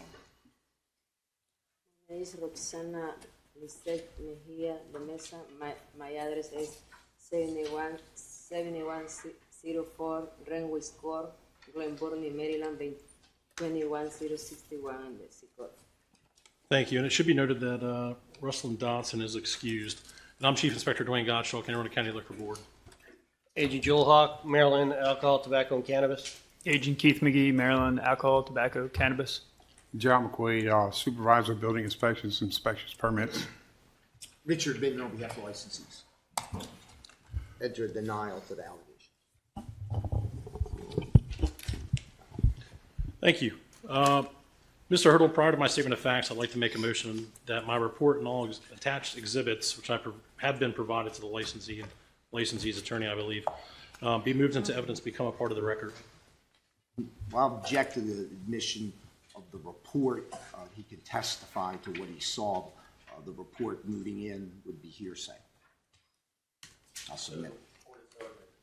Thank you. So our first report, activity date 7/7/25 to 7/8/25, and the report date was 7/8/25. On Monday, July 7, 2025, at approximately 0840 hours, I received a complaint regarding Villa Flores Restaurant located at 7693 Baltimore Annapolis Boulevard, Glenburnie, Maryland, 21060. The complaint alleged that This time, for the record, I interpose an objection. It appears the witness is simply reading a report that's already been admitted, so he's not testifying. I'll submit. But he's simply reading a report that you've already admitted into evidence, and that's not testimony. I'm going to overrule the objection, Mr. Bittner. Thank you. The complaint alleged that loud music was being played at unreasonable levels and a pool had been erected in the outdoor service area. Liquor Board staff researched the establishment, made me aware of a recent social media advertisement showing that a pool party was recently advertised for the 4th of July holiday weekend. Objection is basis of knowledge. Submit. Overruled. At approximately 1430 hours that same day, I responded to Villa Flores Restaurant, requested to speak with a licensee or board-approved manager. A male bartender advised me that there were none present, but a board-approved manager would be back in approximately 40 minutes with the explanation that they were, quote, at the store buying liquor, unquote. I informed the bartender that... objection, move to strike. Overruled. I informed the bartender that I needed to speak with them and would wait for them to come back. As I was waiting for the board-approved manager to reappear, I informed the bartender to be looking around the rest of the establishment since I'd never been there before. The bartender acknowledged me and followed me around as I went to the back office area, behind the bar, into the outdoor service area, and into an additional area that was distinctly separate from the main part of the restaurant.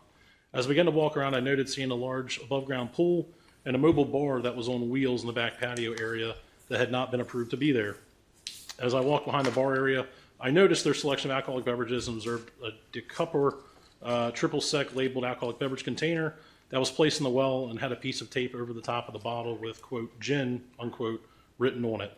I then walked over to a doorway next to the stage area that opened up to another portion of the restaurant that appeared to be a nightclub-style venue, noting that it stated, quote, Villa Flores Sports Bar, unquote. It appeared to be distinctly different than the area of the establishment I came from. When I questioned regarding the two separate areas of the establishment, the bartender advised me that they had recently put a wall up to separate the two areas. Overruled. While exploring the sports bar side, I noted seeing another large bar area with multiple hookah devices in the back right corner inside of a doorway. I asked the male bartender following me around where they smoked hookah devices, specifically asking him if they were smoked in both sides of the restaurant or only on the sports bar side. He advised me that they were only smoked in the sports bar side. Same objection. Overruled. As I completed my inspection of the premise, I was contacted with the liquor board staff and advised of another establishment that needed to be urgently inspected. I thank the bartender for showing me around and left my business card requesting the board approved manager to reach out to me regarding the complaints I received about the loud music in the pool area out back. He acknowledged my request and I left the establishment without further incident. Shortly after leaving the establishment, I advised Alcohol, Tobacco, and Cannabis Commission, ATCC Agent Hawk of my findings and requested his assistance in my investigation. Agent Hawk advised that he would meet me July 10th, 2025 at 1100 hours for an inspection. On Tuesday, July 8th, 2025, at approximately 0830 hours, I confirmed via Anne Arundel County Liquor Board records that the wall separating both parts of the establishment was not shown on the floor plan on file. I then reached out to the Office of Planning and Zoning to verify whether a permit had been issued for the alteration. I was directed to Mr. James Hopp, Code-Compliance Supervisor, for assistance and advised he would look into the issue. At approximately 1330 hours that same day, I responded back to Villa Flores Restaurant after not hearing from the board-approved manager as requested. I was met by a female employee who advised me that she was the board-approved manager on duty, and I verified her identity via a picture of her Maryland driver's license and the management agreement on file.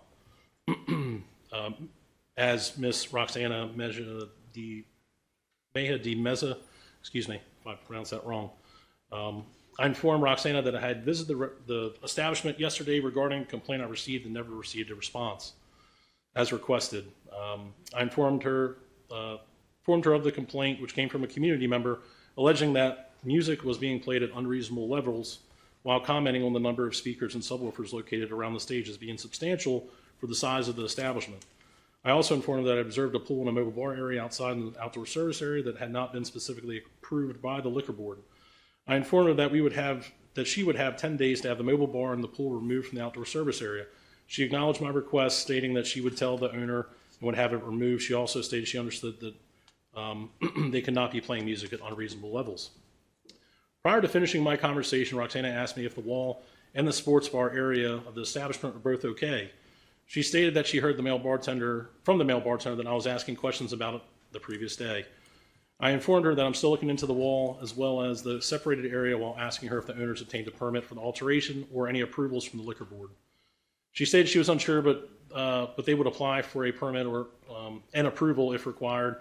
I informed her that I would let her know if it is a problem once I'm able to determine if permits or approvals were issued.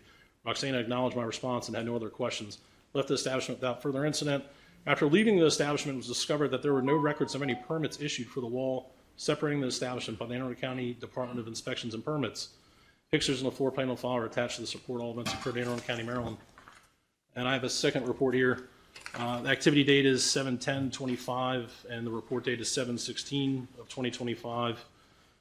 So on Thursday, July 10th, 2025, at approximately 11:15 hours, I responded to the Villa Flores Restaurant located 7693 Baltimore Annapolis Boulevard, Glen Burnie, Maryland, 21060, along with ATCC Agent Hawk, ATCC Agent McGee, and Building Inspector Mr. John McQuaid, who were all present.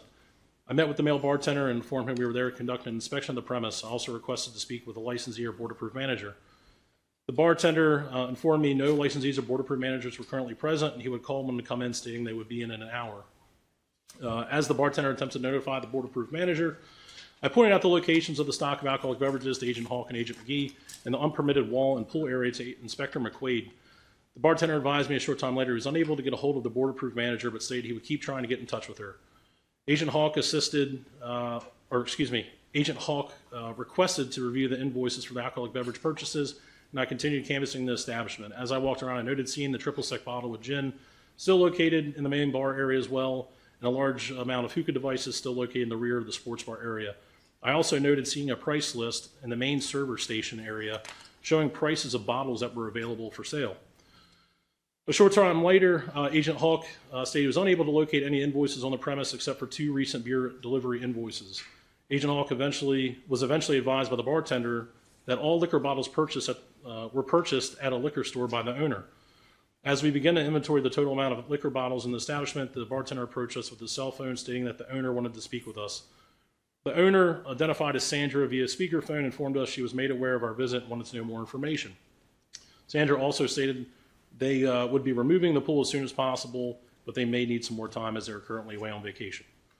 I informed Sandra the reason for our visit and asked her where we would be able to find the delivery invoices for the stock of liquor. Sandra replied that she did not have them on site, but does order through a distributor, but had trouble remembering the name of the distributor.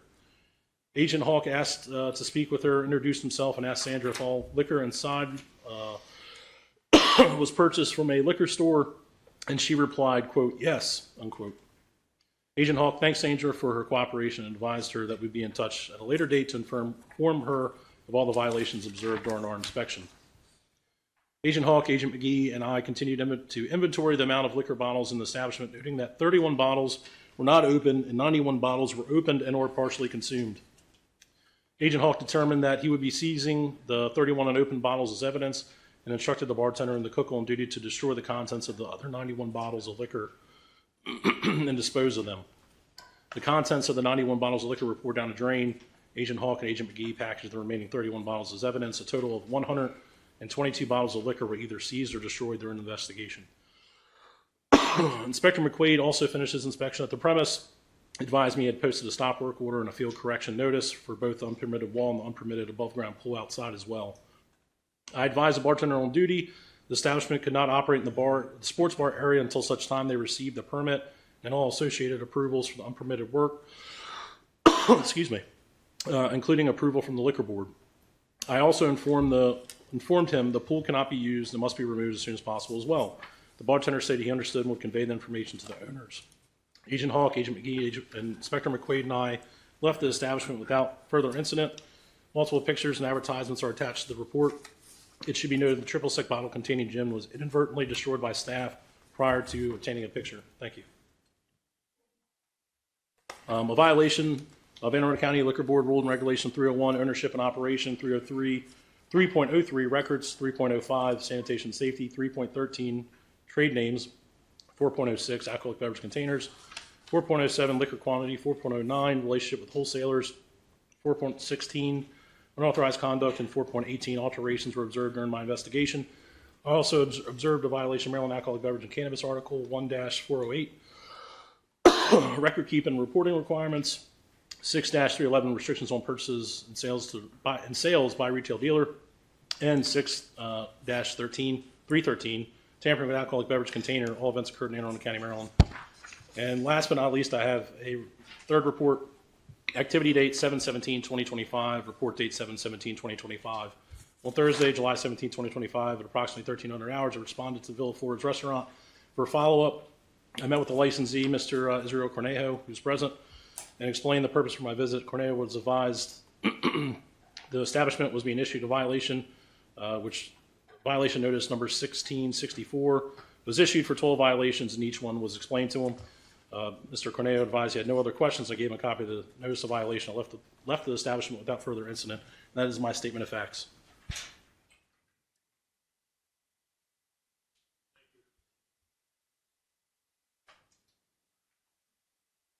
Chief Inspector, there are other witnesses here. Are they testifying anything further?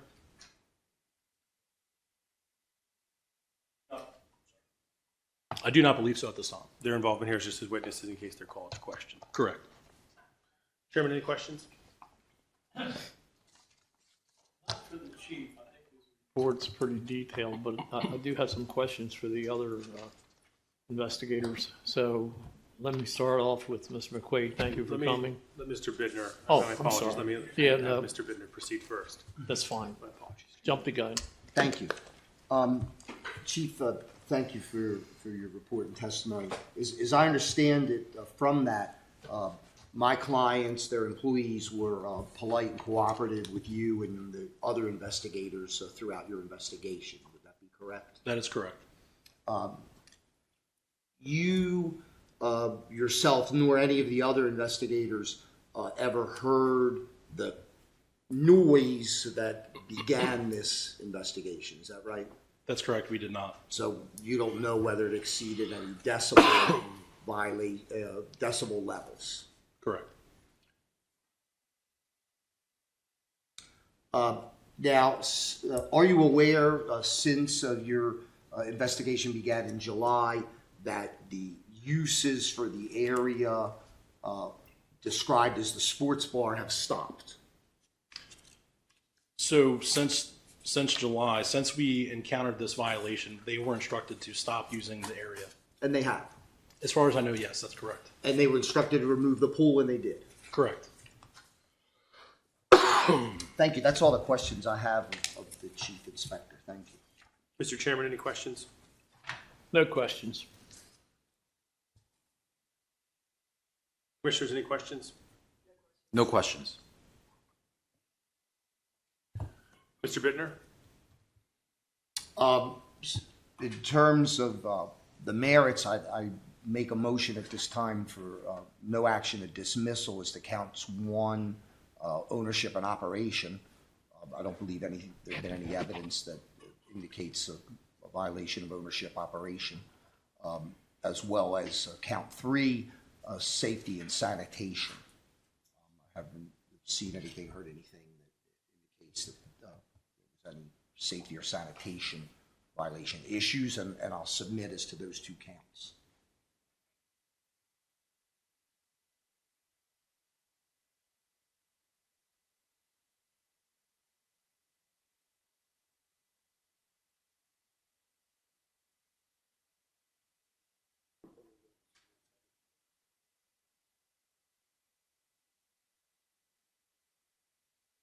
Mr. Bittner, at this time, we're going to deny the motion on both of those charges. Thank you. If I may proceed in terms of proffer by way of our reply. Please. So as you heard, Mr. Chairman, members of the board, after my clients were advised of these issues and approached by the inspectors, the offending conduct ceased. And I think it's important to note, and I'd ask you to take particular note, that this is the first time that the Flores family has appeared before the board for any type of violation. They've been operating this establishment, the Flores restaurant, for over 6 years without incident. What I will proffer to you is, as the clientele has changed and consumer tastes have changed, Mr. Flores, who's the licensee, he operates the business with his wife. Ms. Mejia is one of the managers, and I'll get to those issues in a second. In response to changing patterns of the consumer, he felt that it would be appropriate to have one part of the establishment continue to operate as a successful Mexican restaurant, albeit slowing down since COVID and changing consumption patterns, and have the other side of the restaurant operate as a sports bar. This is a very large establishment, former Jade Garden. I believe the capacity is close to 300 people. Mr. Flores advises me that he reached out to an architect who I've been in contact with, Vanna Aparicio Alejandro. She indicated to him that to put up the wall between the 2 sides of the restaurant, because there are adequate fire escapes and entrances, appropriate panic bars, and that the wall was in effect not a permanent structure, that he didn't need a building permit. Turns out that that's absolutely not correct. As I say, I've reached out to Ms. Aparicio, and I've been advised, though I do not have copies to provide to you, having recently got into the case, that she has applied for retroactive building permits to correct that issue. But as you've heard in the interim, the sports bar is not being used. Now, when I met with the family, and we discussed these things, and I went to the restaurant, I indicated and I advised him that while it's your building, it's your restaurant, you're the licensee, you have an alcoholic beverage license, and you need the permission of the liquor board before you make a move for anything. If you want to rearrange the tables, you want to do whatever it is, change the name, add a name, they have to come to the board. And in spite of operating for 6 years without incident, I don't think they fully understood that. They do now. And we will be in the process of filing a request to have the building allowed to operate when it's properly permitted and properly approved by the health department, by the fire department, et cetera.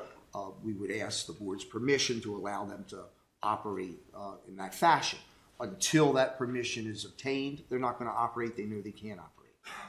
What happened, unfortunately, as I indicated, with the changing patterns, changing climate of the hospitality industry, business was down.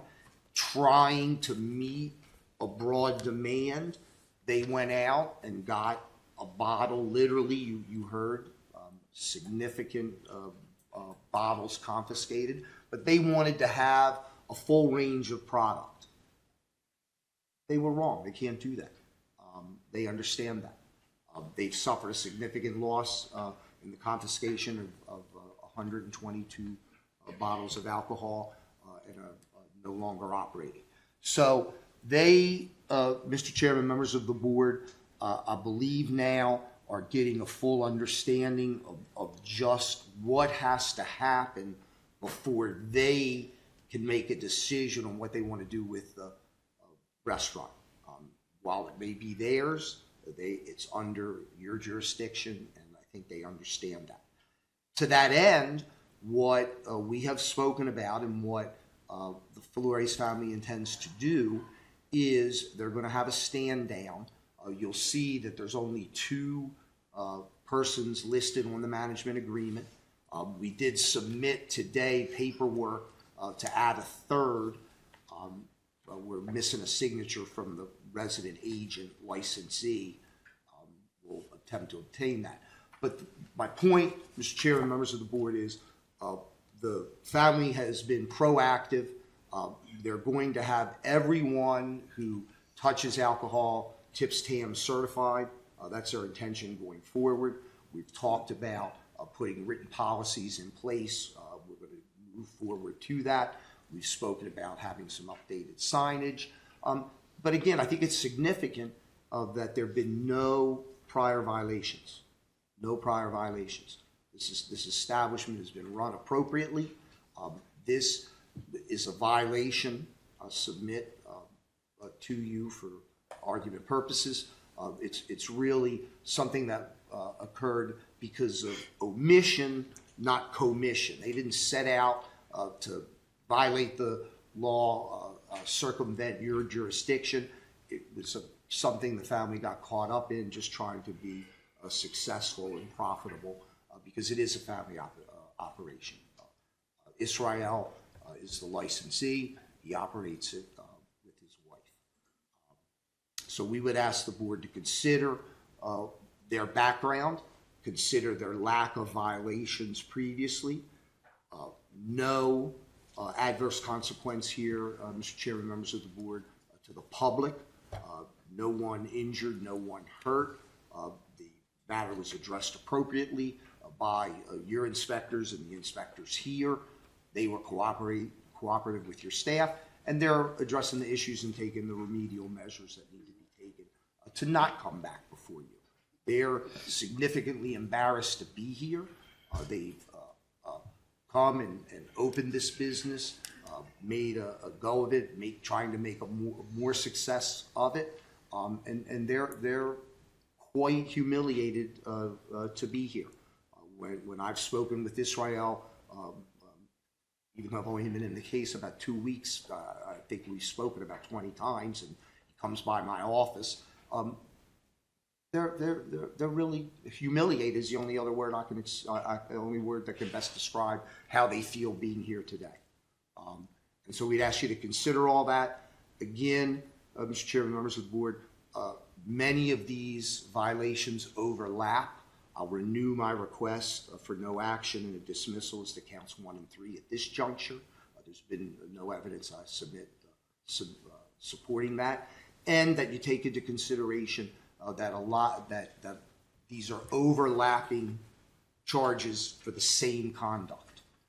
And And I'd ask you not to penalize them in such a way as to put them out of business and issue an appropriately moderate fine in this case. They're happy to answer any questions. Okay. I'd like to ask the agents and inspectors a couple questions before I ask the licensees any questions. Let me start with Inspector McQuaid. Thank you for going out there at the liquor board's request. When you went there, you saw the wall that's in question, the petition between the two parts? Yes, sir. And you are confirmed that there was no permit or application for a permit submitted? Yeah, and even up to this day, I checked our system, there's no application for any building permits. That was my next question. So you still don't have an application? Correct. And I'm not sure where their architect or designer got the information, but like Mr. Bittner said, The owner has my phone number. We actually spoke about a week after this incident happened, and I explained to him what he needed to do to correct our building violations. They need several permits, electric, building, and plumbing for new bars, new lights, new wiring, and the building itself, construction, interior renovations. besides the area, we'll call it the sports bar portion, I assume the wiring and plumbing and all may have also been affected on the other side as well? There's new lighting on the original footprint of the building. They put the wall up, they put the sports bar in, so it's all new LED lighting in the ceilings. And it's hard to verify exactly what was done because it's all finished Sure. product now. No, I understand. Okay, and is it not a violation to put a pool up on a commercial property? It's a violation to put a pool up over 24 inches without a permit. Okay, very good, that answered that question. I just wanted to make sure they did take it down at the pool, chief's the request. pool situation been the pool. resolved. And under the circumstances, would you occasionally go by there to check to see if they're using that area, or is that not a concern? I don't do any investigations on the internal. My inspection route runs from South County all the way up to North County. Okay. I do Well, we'll commercial take care of it. inspections, so I do ride by Yes. there occasionally. Okay. I have no further questions for the inspector. I do have a couple questions for the agents. Mr. Chairman, if I may just respond. course, to that, please. Because again, I was advised by Ms. Aparicio that those applications had been filed.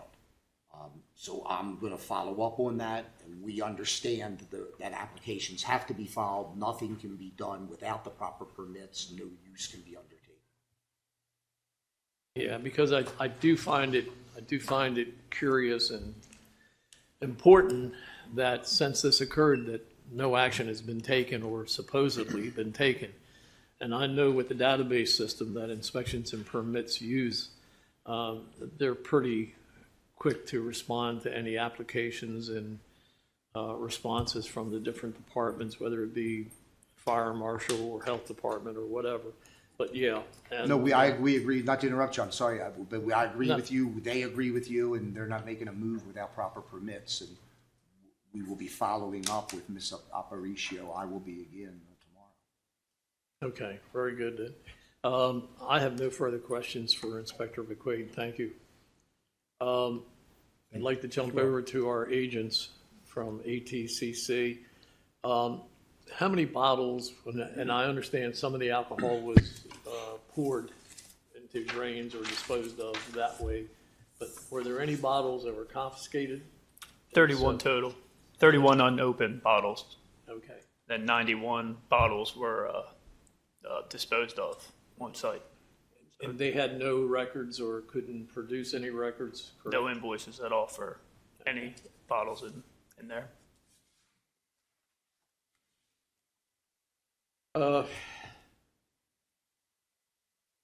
In the trade name, I believe, this is going to be directed back to the chief, I think. The trade name that we're talking about as far as the violation is the fact that they advertised the sports bar separate from their Villa Flores, correct or not? Correct. So there's Villa Flores Restaurant, and then there's also additional signage pointing to a secondary door was advertised as a sports bar. Villa Flores, I believe, is the correct name, differentiating the areas. Okay, very good.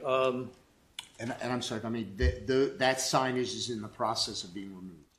Okay, good. Thank you, Mr. Bittner.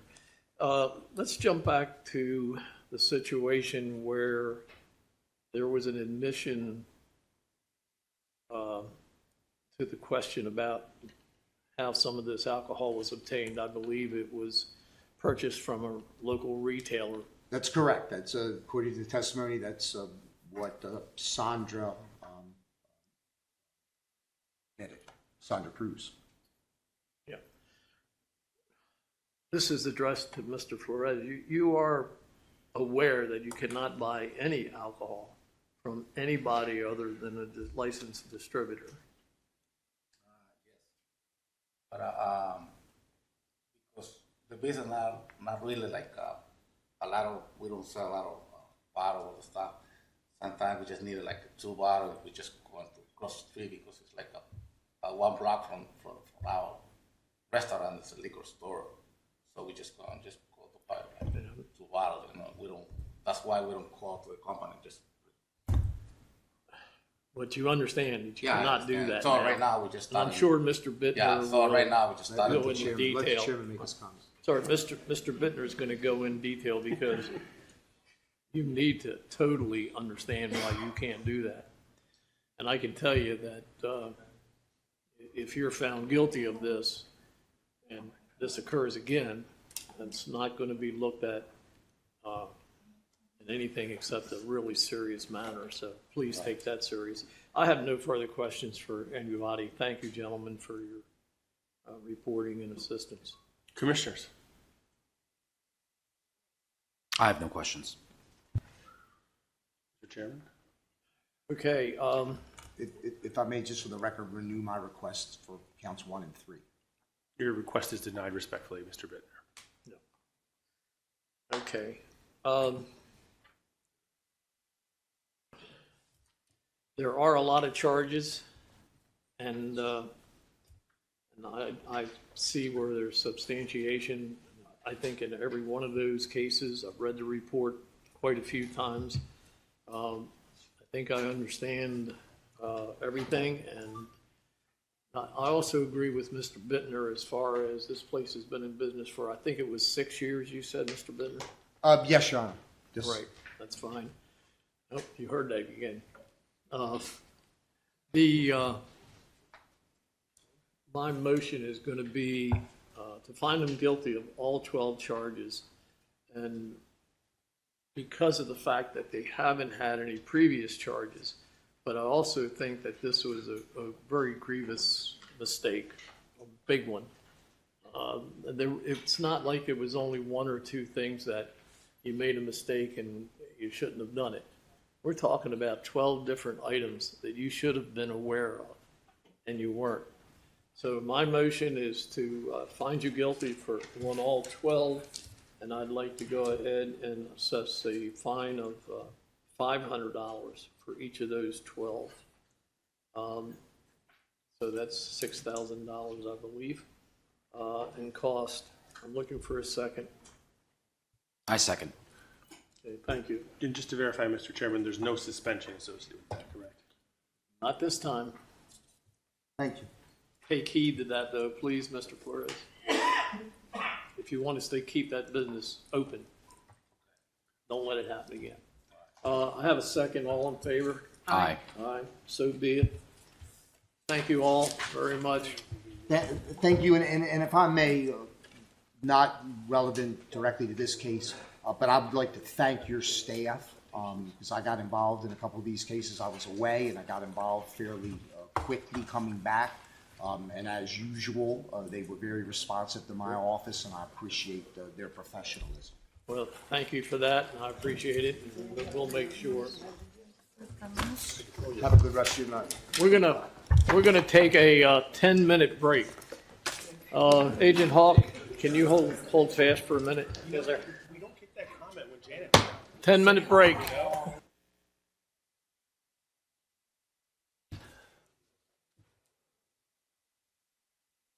All right, you want to call the first case or the next case, Chief? Thank you, Mr. Chairman. So the first case we have up is for MAPA LLC, trading as Ridge Wine and Spirits.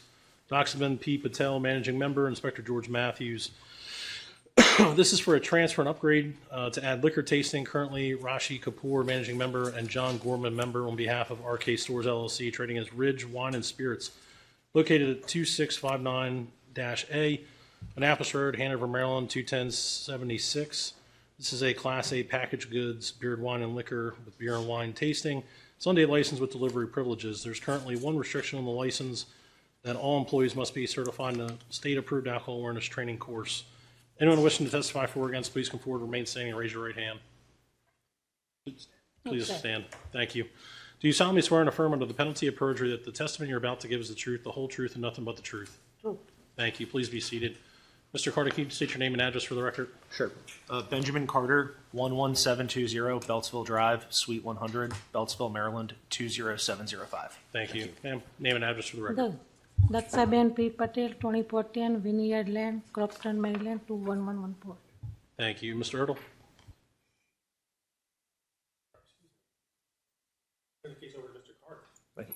Thank you, Mr. Hurdle. Members of the board, this is a routine transfer. My client is the contract purchaser of Ridge Wine and Spirits, which, for those of you unfamiliar with it, is located on 175 East. Just if you're coming off of 295 on 175, it's go east towards Route 3, way down towards Route 3, but it's that direction. My client is very experienced in the liquor store industry. She has worked at a store in Prince George's County for 14 years that her husband owns, Gem Liquors. This will be her first store.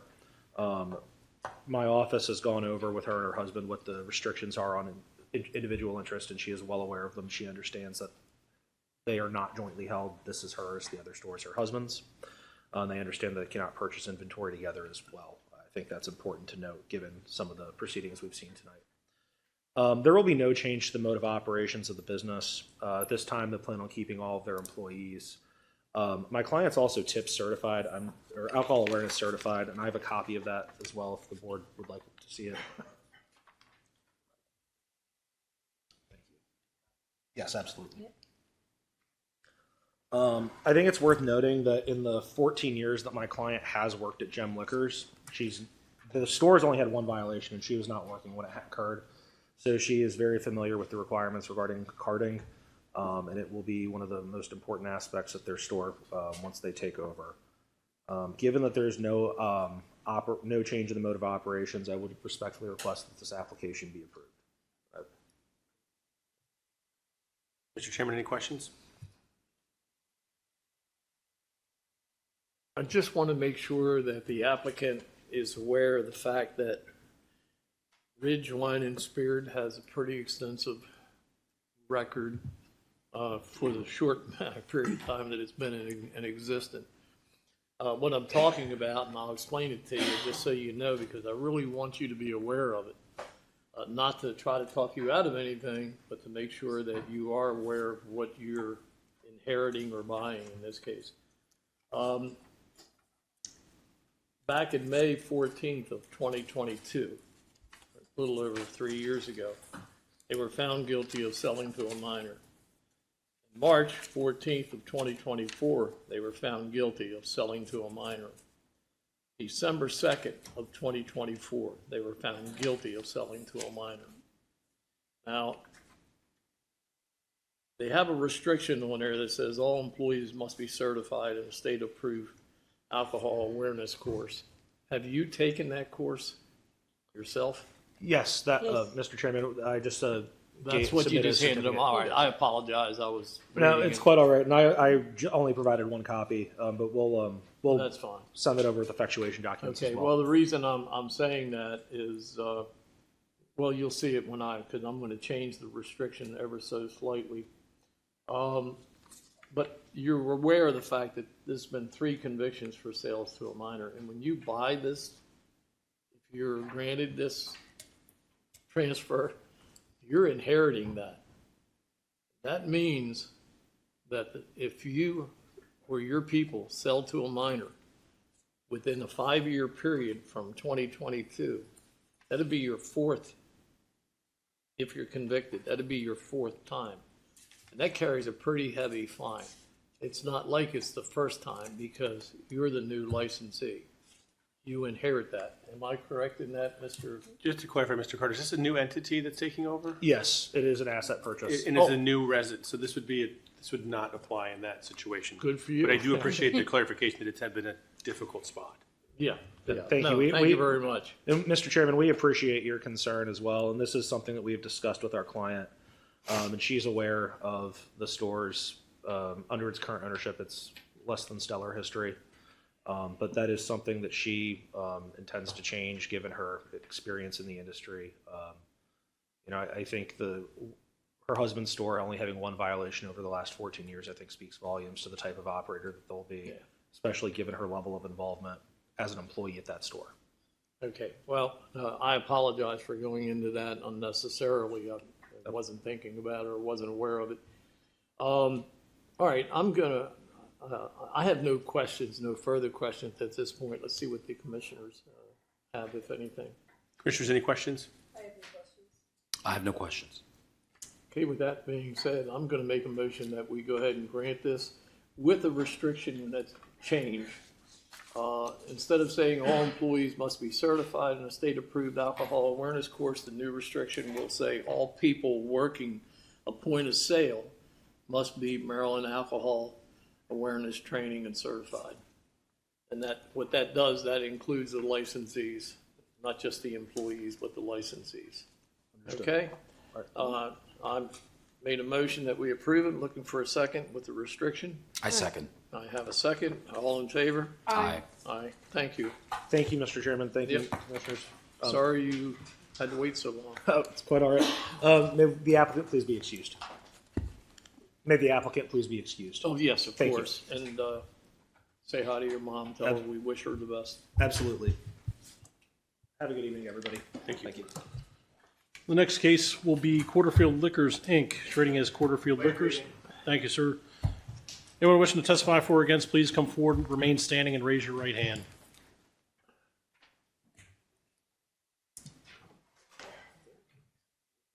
Ma'am, please raise your right hand. Thank you. Do you solemnly swear and affirm under the penalty of perjury that the testimony you're about to give is the truth, the whole truth, and nothing but the truth? Yes. Thank you. Thank you. Please be seated. Starting from my left, can you please state your name and address for the record? Thank you, Chief Inspector Gottschalk. Brian Lyman, Lyman, on behalf of the applicant, Mr. Patel. Krunal Patel, 7509 Terrain Court, Hanover, Maryland, 21076. Kalpana Patel, 7509 Terrain Court. Thank you. Mr. Hurdle? Mr. Lyman? Thank you, Mr. Hurdle. Commissioners, I have both of my clients here, and Kalpana Patel is Krunal's mother. She is the current licensee at Quarterfield Liquors. Her spouse unfortunately passed away, and she took over as licensee of Quarterfield Liquors under the statute that allows that about 2 years ago, if I'm correct. Maybe, yeah, I think it was 2 years ago. As part of her estate planning, she's decided that she would like to basically gift over an interest in the store, a majority interest in the store, to her son. Her son, who's the applicant for this application for majority officer transfer, is seated here. That's Krunal Patel, and he is already a licensee at Tom's Liquors. So they came to me with this request, and I suggested that they would be able to simultaneously hand in both licenses on the same day, as long as the board approved both of these majority interest transfers, and basically trade interests in the licenses, so long as they documented them appropriately with the meeting minutes that were required for both of the companies, and that they handled the tax consequences appropriately and paid all necessary gift taxes and other issues based on the valuation of each of the businesses. For way of explanation, Quarterfield Liquors is a little bit busier store. There's a little more burden in operating and running Quarterfield Liquors. And Mr. Patel is a few years younger than his mother and is more suited to running and handling the business of Quarterfield Liquors, whereas the obligations at Tom's Liquors over a little farther in Odenton are a little less than the Quarterfield Liquor Store in Glen Burnie. We have submitted a fit and proper application, I believe, for at least what's been called for this hearing, that's Quarterfield Liquors. I don't know if the board also wants to ask questions of the two applicants together, since I have the next case on the docket also for Tom's Liquors, which would basically approve the other side of the transaction, which would be Krunal Patel transferring his interest to a majority interest held by his mother. I know it's a little confusing, it's a little unorthodox. Mr. Harris, your warnings in the last case, I think, are well placed with both of these applicants because they aren't having new entities. They would be taking an ownership interest, and they intend to take an ownership interest in the existing licensed entity and becoming officers of the opposite entity. And so I would admonish them and remind them that their violation history for both of the establishments is going to be taken over by them if the board sees fit to approve their change of officer applications tonight. I've tried to do this about as quickly as possible. I'm happy to try to answer questions about the structure of the transaction. Both of these applicants are licensees already before the board. They're very familiar with the board's rules and regulations. Occasionally they've had to appear for violations, I know, and they really have interest only in appearing before the board for requests such as this. And again, I think for procedurally, we'll just call Tom's Liquors next. This is Krunal Patel. He's happy to try to answer any of the board's questions you may have about his fitness and properness for being an applicant before the board. But given that he's a licensee already, I don't think that there's anything more than a formality of ensuring that the licenses are actually brought in and traded on the same day so that we don't have a problem with them each being or having an interest in a license that isn't their own license. With that, I'd proffer that the applications are in order and be happy to try to answer any questions. If I may, Mr. Lyman, just to jump in real quick, and I apologize. I was just handed what is page 2 of their application for this location. And it appears that in question 12 of the box where it asks whether the licensee has a financial interest in another place in the county, is not interested in their place in the county. They first checked true and then checked false. I assume that's because they own the other location. Is that so? The At issue? the time the application is submitted, they do have an interest in another licensed establishment. If we accomplish everything correctly, they will simultaneously trade those interests at the same time. They both need to come to the board at the same time. They need to have the stock transfers happen at the same time, and that way they won't be owning an interest in a carryout license other than the one particular license. And I'll just apologize. That was something I missed on the applications when they came in. The true and false designations did need to be changed, and I believe that my associate, Katie D'Entremont, took care of that upon inquiry from the board. And that's the explanation on why that alteration was made on the application. That absolutely makes sense. My apologies. And then just to be clear, any approval would be contingent upon, again, the simultaneous transfer. We couldn't, this approval would be contingent upon the other one and vice versa, and then. Correct, and the logistics and payment of any of the fees that were required for the licenses, as well as bringing the licenses in. I believe that that all needs to happen simultaneously. I have nothing else. My apologies. No. I'm glad you brought it out.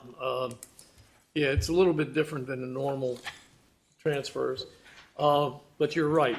And I jumped the gun on the last case, and I didn't realize it was a different type of transfer. But this was on my mind, these two cases, when I reviewed the packages that are given to us prior to the hearing. I was concerned about the fact, not as much Quarterfield Liquors, because they only have one sale to a minor back in 2021. So, in a year or so, that will disappear in that 5-year period that we consider violations on. Is going to become null and void, more or less. Not quite the same with the other case, and we'll talk about that a little later. But, Mr. Patel, I'm familiar with you and I know you're familiar with Quarterfield Liquors because Yes, sir. You were involved in an incident where you were behind the register Yes. when it was This was the about violation. 4 years ago. Right, and to the effect of your, you being fit and proper, it does kind of play a part in the consideration, but at the same time, I think it would not necessarily meet the level of not allowing it, but you're very close. You understand why? Yes, sir. I hope.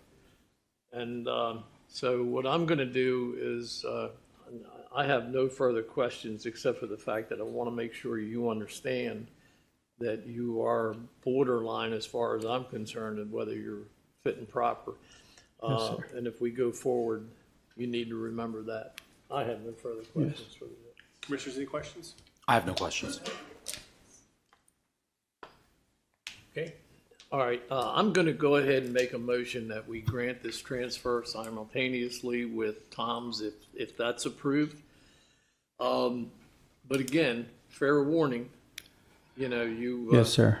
You inherited Mom's establishment, but at the same time, you also inherited that previous violation, and this would be your second one if you in fact get involved in it again. I'm also going to change the restriction. The previous restriction was from 2014. It said all employees selling alcohol must be alcohol awareness certified. I'm going to just change that wording ever so slightly to all people working the point of sale must be Maryland State Alcohol Awareness Certified. That means anybody behind the register, whether it be a licensee or an employee, has to be certified. Yes. Okay? All right, Thank you. with that, I'm going to go ahead and make a motion that we grant this transfer simultaneously with Tom's. Looking for a second. I second the motion. I have a second. All in favor? Aye. Aye. Thank you. Okay. Thank you, Mr. Chairman. Yes, sir. Please be careful, Mr. Patel. I know you don't have to get up. It's okay. I will if you ask me to, Mr. Chairman. Yeah, that's right.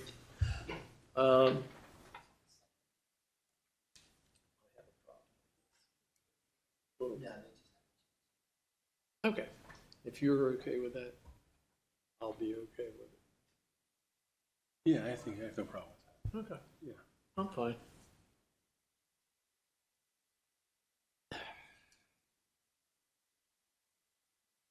Are we going to move on to Dietrich's or are we going to hear Tom's? Tom's. The Tom's Liquors. Okay. So the next case is for Odinson Beverages Inc., trading as Tom's Liquors. We'll waive. Thank you. She's already been sworn in, so I will turn it over to you, Mr. Hurdle. Mr. Lyman, I assume your proffer will be similar? Correct, Mr. Hurdle. I'm happy to proffer by way of incorporation by reference, if that's a thing before the board. But basically, the description is the same. Kalpna Ben is here. She's already a licensee at Quarterfield Liquors. She's familiar with the board's rules and regulations.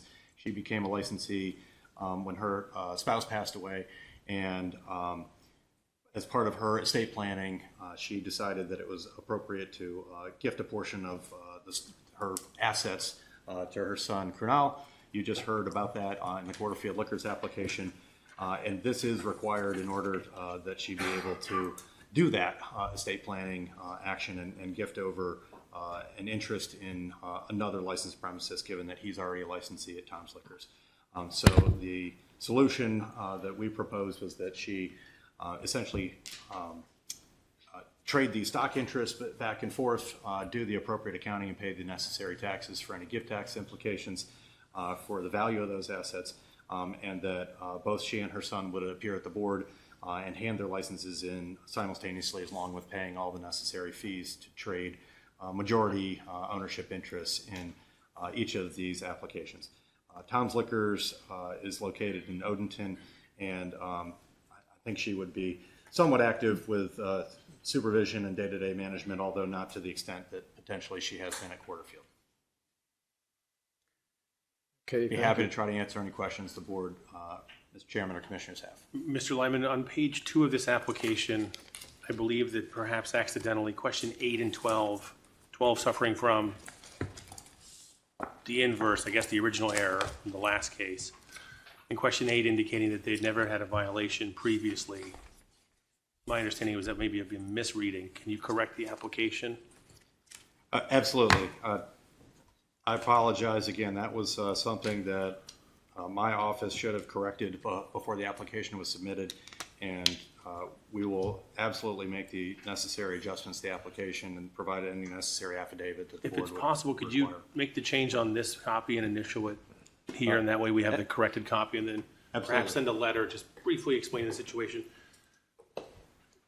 There was a question at the office, and I know these errors occur in my office, so. You're absolutely right, Mr. Hurdle. I appreciate that. All the time.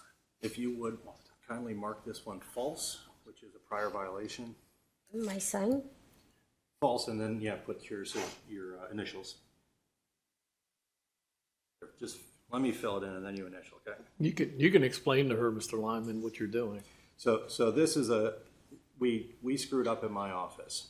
So what happened was you did have a prior violation at Quarterfield Liquors that we needed to identify. Now, the board knows about that because they have records of it. But we didn't mean to mislead or say anything untrue to the board, and this was really a clerical mistake at my office that I didn't catch. So we need to initial false here, and you need to initial here at the plus sign. So put your initials there next to number 8. Right here. Sign? Correct. And this, number 12, you're already an owner of another license, and so this was incorrectly answered as well. I'm going to X out true and ask that you initial next to this one on number 12, because you do have an interest in another licensed establishment at the time this application was made. The sign, right? Correct. Thank you, Ms. Patel. I think that qualifies everything, Mr. Lyman, with regards to that issue. I'd be happy to write a letter accepting blame for the oversight. I'd like to see it in writing. Very good, Mr. Chairman. I could put it on the record, and I'll be happy to document it as well for the file. Oh, that's Mr. Chairman, okay. did you have any questions of Mr. Lyman on this matter? I do, but they aren't pertinent. Okay, the only thing I want to do is just make sure, and I do believe she understands, Mrs. Patel, you understand that by taking over Tom's Liquor, you inherit their track record, which isn't good. You do understand that, correct? Okay. I have no further questions. Commissioners, any questions? I have no questions. Okay. With that being said, I'm going to go ahead and make a motion that we accept the transfer or the change of officer majorityship, with the exception of adding a restriction, which is the same restriction that I've been pretty much giving everybody tonight, that all people working the point of sale must be Maryland State Alcohol Awareness Certified. That's in the form of a motion. Looking for a second. I second. I have 2 seconds. All in favor? Aye. Aye. Thank you, Mr. Okay, Chairman. Okay, Mr. Thank you, Lyman. Commissioners. Mrs. Patel, lots of luck to you. All right, the next case is going to be for Dietrich's Liquor, Inc., trading as Dietrich's Tavern. Dilbag Singh, President. We'll waive reading. Thank you. Thank you, sir. Anyone wishing to testify for or against, please come forward, remain standing, raise your right hand. Thank you. Do you solemnly swear and affirm under the penalty of perjury that the testimony you're about to give is the truth, the whole truth, and nothing but the truth? Thank you. Please be seated. And then, starting from my left, name and address for the record. Thank you, Mr. Gottschalk. Brian Lyman, Lyman, on behalf of the licensee. Dilbag Singh, 2433 Winding Ridge Road, Arundel, Maryland, 21113. Thank you, sir. Ms. Hurdle? Mr. Lyman, do we have you the rest of the night? Yes. Yeah, I thought that was done on purpose, Mr. Harris. Okay. Thank you. Mr. Lyman? Thank you, Mr. Hurdle. I present to you finally, after several delays and problems with operation at Dietrich's Tavern that delayed this application, my record suggests that it was filed last December, actually. And we've had a checkered problem after problem occurring at the licensed premises that has delayed the board's consideration of this transfer application. But I'm happy to present Mr. Singh as a fit and proper applicant for holding this license. As the board has probably reviewed, there are a number of minority owners, along with Mr. Singh, who hold potential interest in this carryout license. I have advised and met with all of the minority office holders and minority owners and explained to them the potential limitations and the fact that they can't be invested in more than one establishment that has a carryout license. So although I present to the board Mr. Singh is a fit and proper applicant, the other minority owners of the business have been properly advised of the board's requirement and the state law in reference to ownership interests. And I just mention that because the application has many additional investor forms with it, and I just wanted to explain that to the board and to clarify.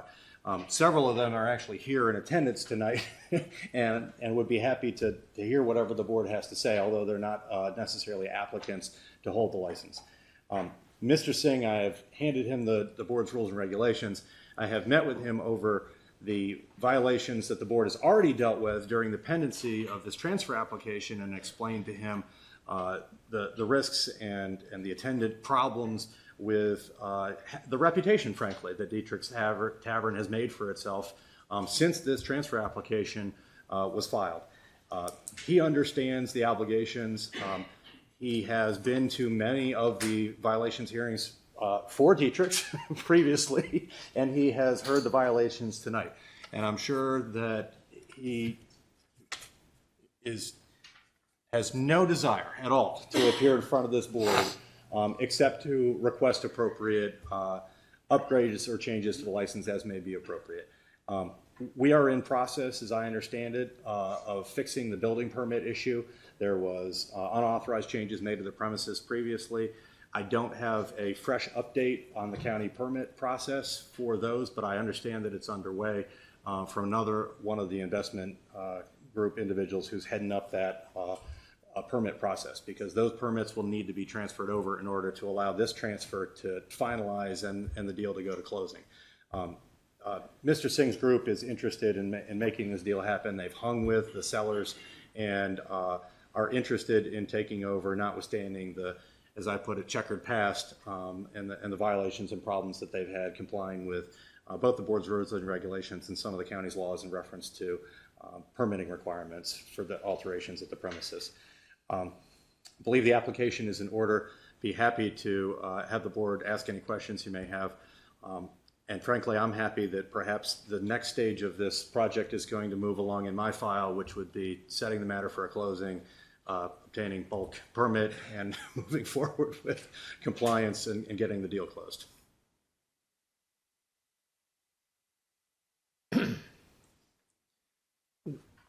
I do have a question.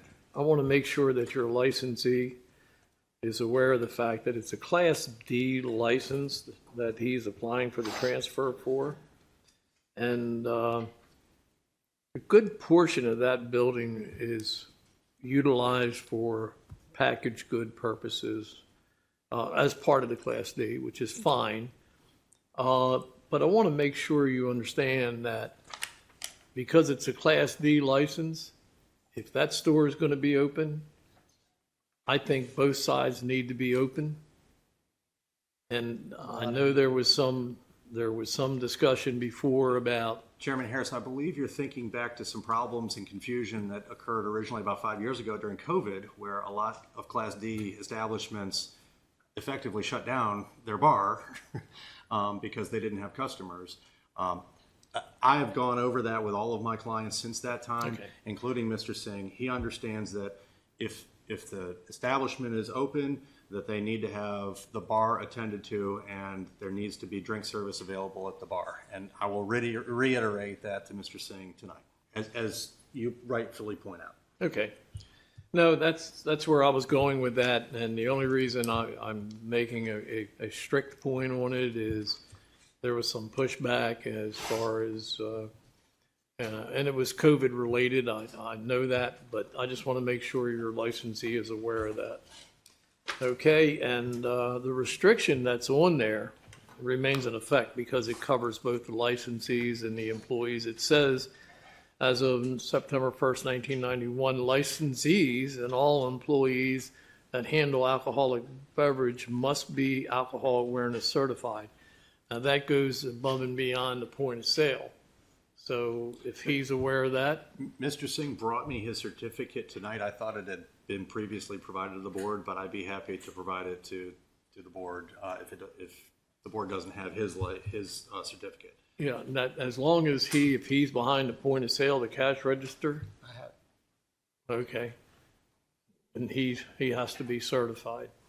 And he doesn't have to be on the manager's agreement because he's a licensee, as you know, but he does have to be certified. Okay. With Thank you, that Mr. being Chairman. said, I have no further questions.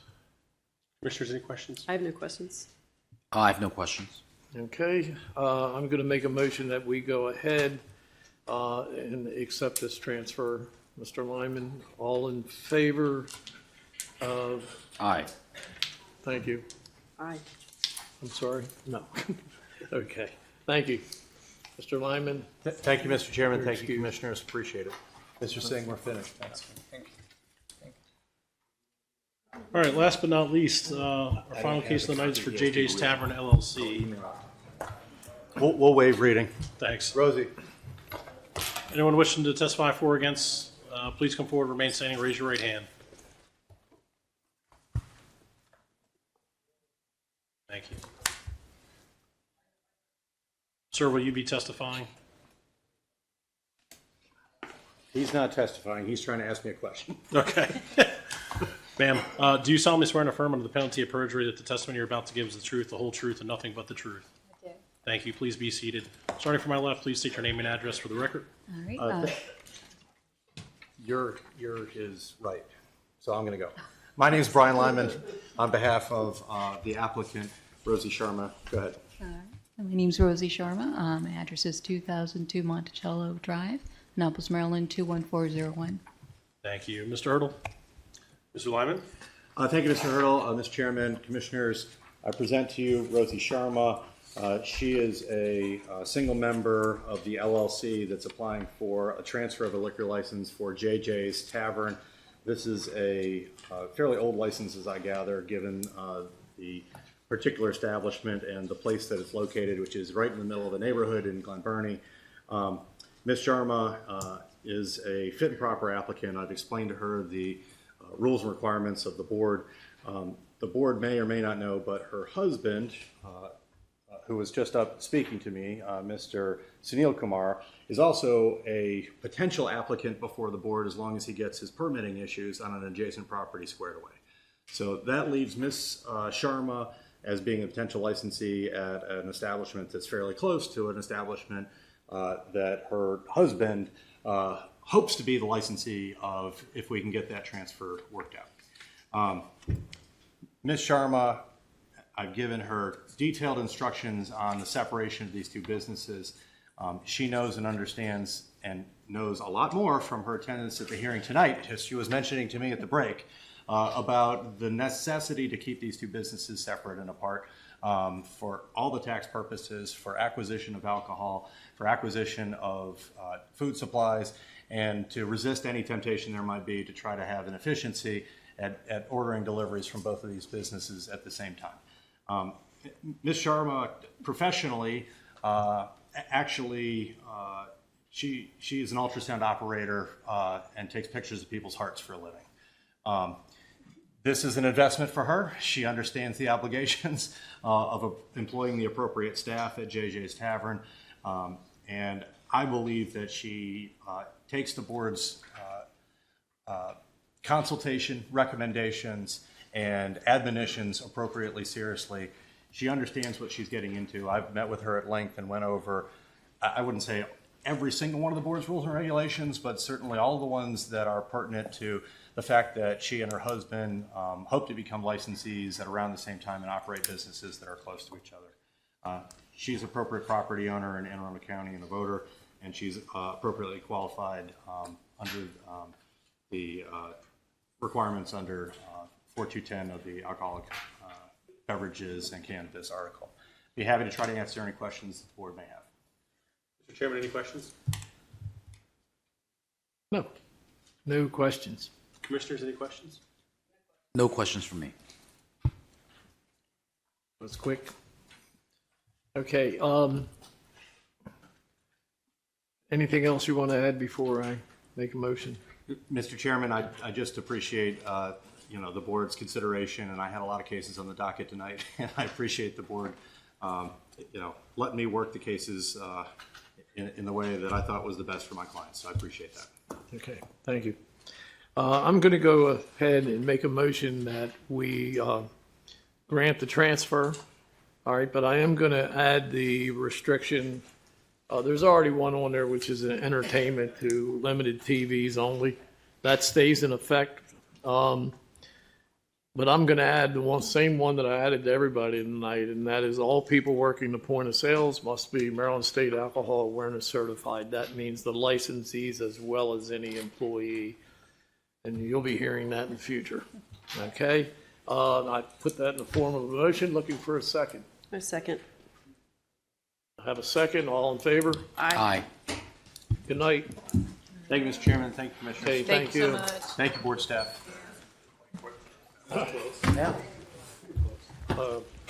So you got everything I. Eddie?